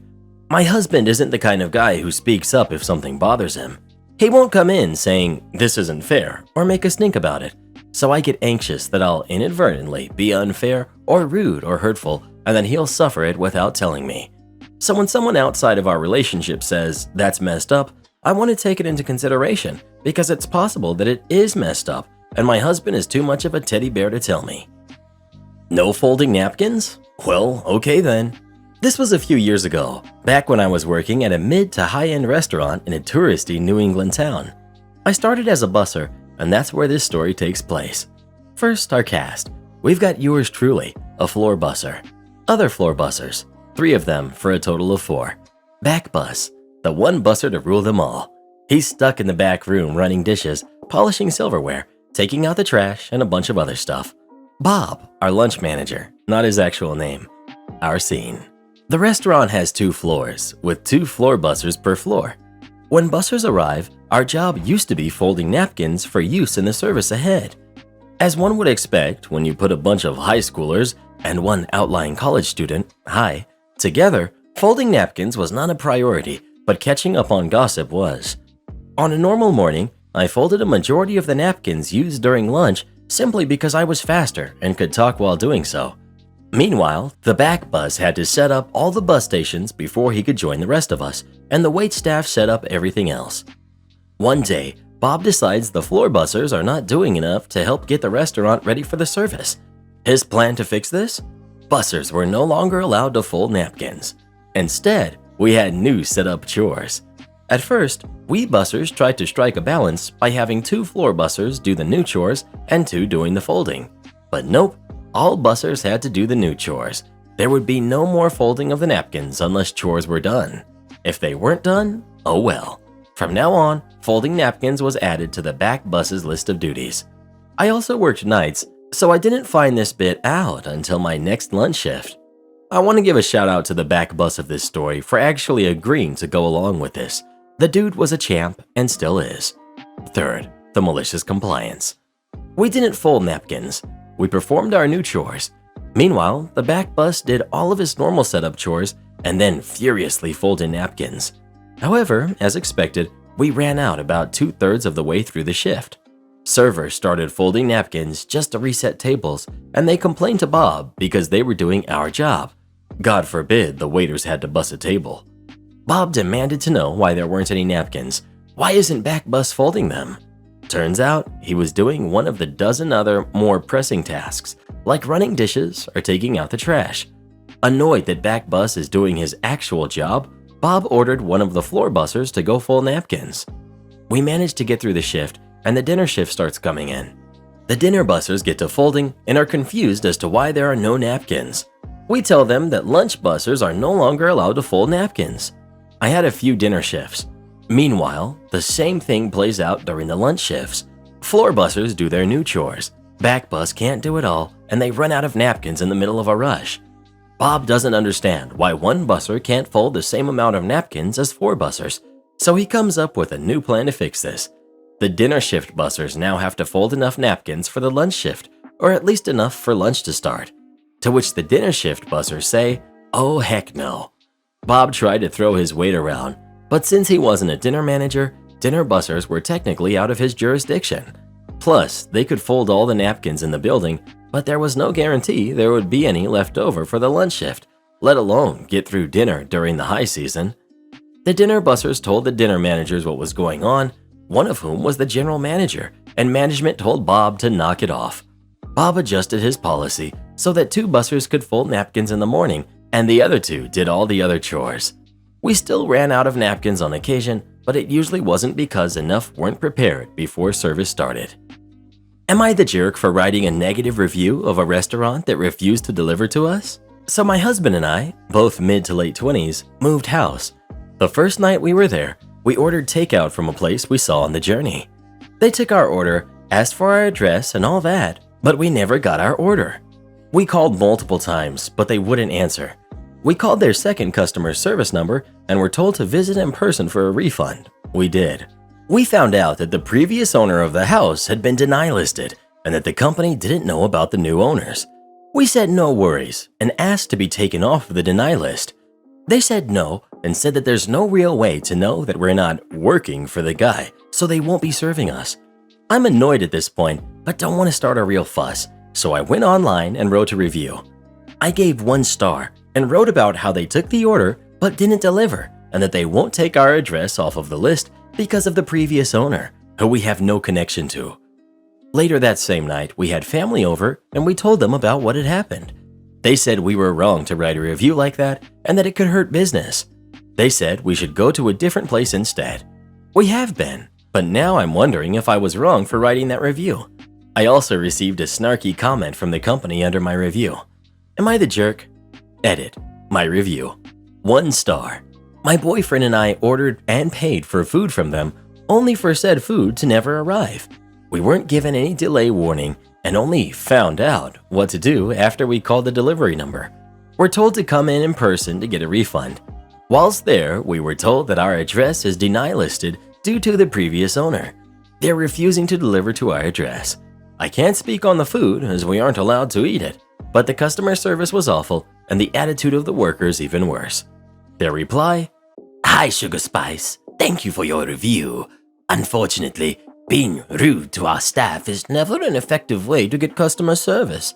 We refunded you, but you still insisted on being an exception to our deny list rule. As per your behavior towards my staff, you are now denied listed on your own merits. Thumbs up emojis." I should note that I was not rude or snarky to the workers. I've worked at a restaurant and have dealt with jerks. I was calm, collected, and understanding the entire time. The worst behavior was when I said, "Oh crap, for real?" when they said they weren't delivering to our address. Am I the jerk for telling my niece and nephew stepmom her kids are not my problem? My sister passed 6 years ago. She was married to James and had Luca, now 14, male, Megan, now 12, female, and Dante, now 11, male. After my sister passed, James turned on me and my family. I don't think James liked my sister much in the last few years of their marriage. I had that vibe for a couple of years before she passed, but especially after. He was just so callous, and he told me he was free from her at last, that she should have known he didn't want to be with her anymore and really set him free. I think he never left because of the kids. He said he could find real love. He could find someone better, just talks trash about my sister and it's disgusting. He met his wife 13 months after my sister passed and they got married 4 years ago. She has a 7-year-old son and 2 kids with James. We're not a big blended family. My parents and I see my nephews and niece with visitation granted by the courts after he tried to cut us off, but that's where it ends. We see them 1 weekend a month and for a certain amount of time at Christmas and near their birthdays. Their stepmother has complained before about us not including her kids with my nephews and niece. Her biggest problem is we have a special birthday cake we make in our family, and we make it for each member of the family every year. Every member gets it. The kids have helped us bake it too. She knows about this. She has seen photos. She wants us to make it for her kids and to include them in the tradition. My parents and siblings have said no. So have I. One day she called me using Luca's phone and told me, as the mother of my nephews and niece, I should share with her kids. I told her she's their stepmother and her kids are not my problem. I want to add here that the kids are aware now of how much their dad resented their mom. It's made their relationship tricky. It has also made their relationship with their stepmother pretty bad too. They see how badly they want their mom to cease to exist even in their memories. I know Luca has mentioned that his stepbrother does seem to know more about what happens when he and his siblings are with our family, and he said he does feel left out. He thinks his dad and stepmother are talking about it around the other kids. He told me he kind of feels bad, but he also doesn't want them intruding on the family. He said his stepmother would only use her kids as a spy. Megan said her step and half-siblings don't belong in our family, and her stepmother proves that when she acts the way she does. Am I the jerk? You can't quit. I want you fired. The morning after a good rowdy kickback in our apartment, my roommate and I go to the orange hardware store after noticing some holes in the walls. Roommate goes to find plaster and I go to find the paint. I get to the paint department and I'm looking through the paint swatches to remember what our walls look like. Keep in mind, still very hungover. I pick out a color that's probably the closest, and if not, then I'll just mix my own paint. Art minor. There's no employee at the paint mixing station, so I just put the swatch in my hoodie. To pass the time, I sort the paint swatches properly because mild OCD. Then it comes. Ahem. Here's the cast. Not real names. Employee is George. Manager is Jason. We've got me, and we've got the rude Karen. Karen. I need you to do your darn job and mix me some paint. Me. Stares blankly as hangover is blocking my ability to respond. Karen. Hello, I'm talking to you. Mix my paint. Fortunately, my brain finally decides to turn on again. Me. I don't work here, gets cut off by Karen. Don't you lie to me. I saw you sorting the color wall poorly. Only a lazy employee would do that sort of thing. Me. Ma'am, I'm gonna be honest. I'm really hungover, and your screeching is making me want to puke. That statement went as well as you would expect. You're a terrible worker, and a terrible person for saying that. I'm going to get your manager and have you fired. Storms off stage left. Once the banshee left, I hear chuckling from down the aisle behind me. Lo and behold, my roommate listened to most of it and is laughing his butt off. He asked if I got the paint, and I explained the first part of the confrontation. We decided to wait for the manager because maybe he'll mix our paint before we are kicked out. We wait a few more minutes and George walks up, oblivious to what just transpired, and starts mixing our paint. Enter stage left, Karen with a very annoyed manager on her heels. Karen, that's the one that called me an orangutan jerk, and he needs to be fired right now. Pointing at me. Jason, George, I'm frankly surprised you'd say such a nasty thing. George, what now? Karen, not him, the scrawny one in a hoodie. He even told me he is drunk. Jason looks at me and looks confused. Ma'am, he doesn't work here, but I can ask him to leave for insulting you. Karen, no, he definitely works here. I saw him working. Me, okay then, I quit. Karen, you can't quit. I want you fired. By now, our paint is done mixing, and I ask George if he'd like to escort us to the front. I've never seen a morning shift employee brighten up so fast. Karen is belligerent, and the manager tries to calm her down with coupons. My roommate, George, and I leave paint as fast as possible and can still hear the screeching from the cashier's stand. We pay, and George walks us to the car. I explain what really happened, and he laughs and says he'll tell Jason the situation. Initially, my roommate and I were gonna go straight home, but we had to see the outcome of this, so George agreed he'd come back out once the orangutan jerk was gone. The police ended up having to be called just to escort her out, but she was not arrested. Jason and George came out to the car, and as George had already explained what happened, Jason profusely apologized.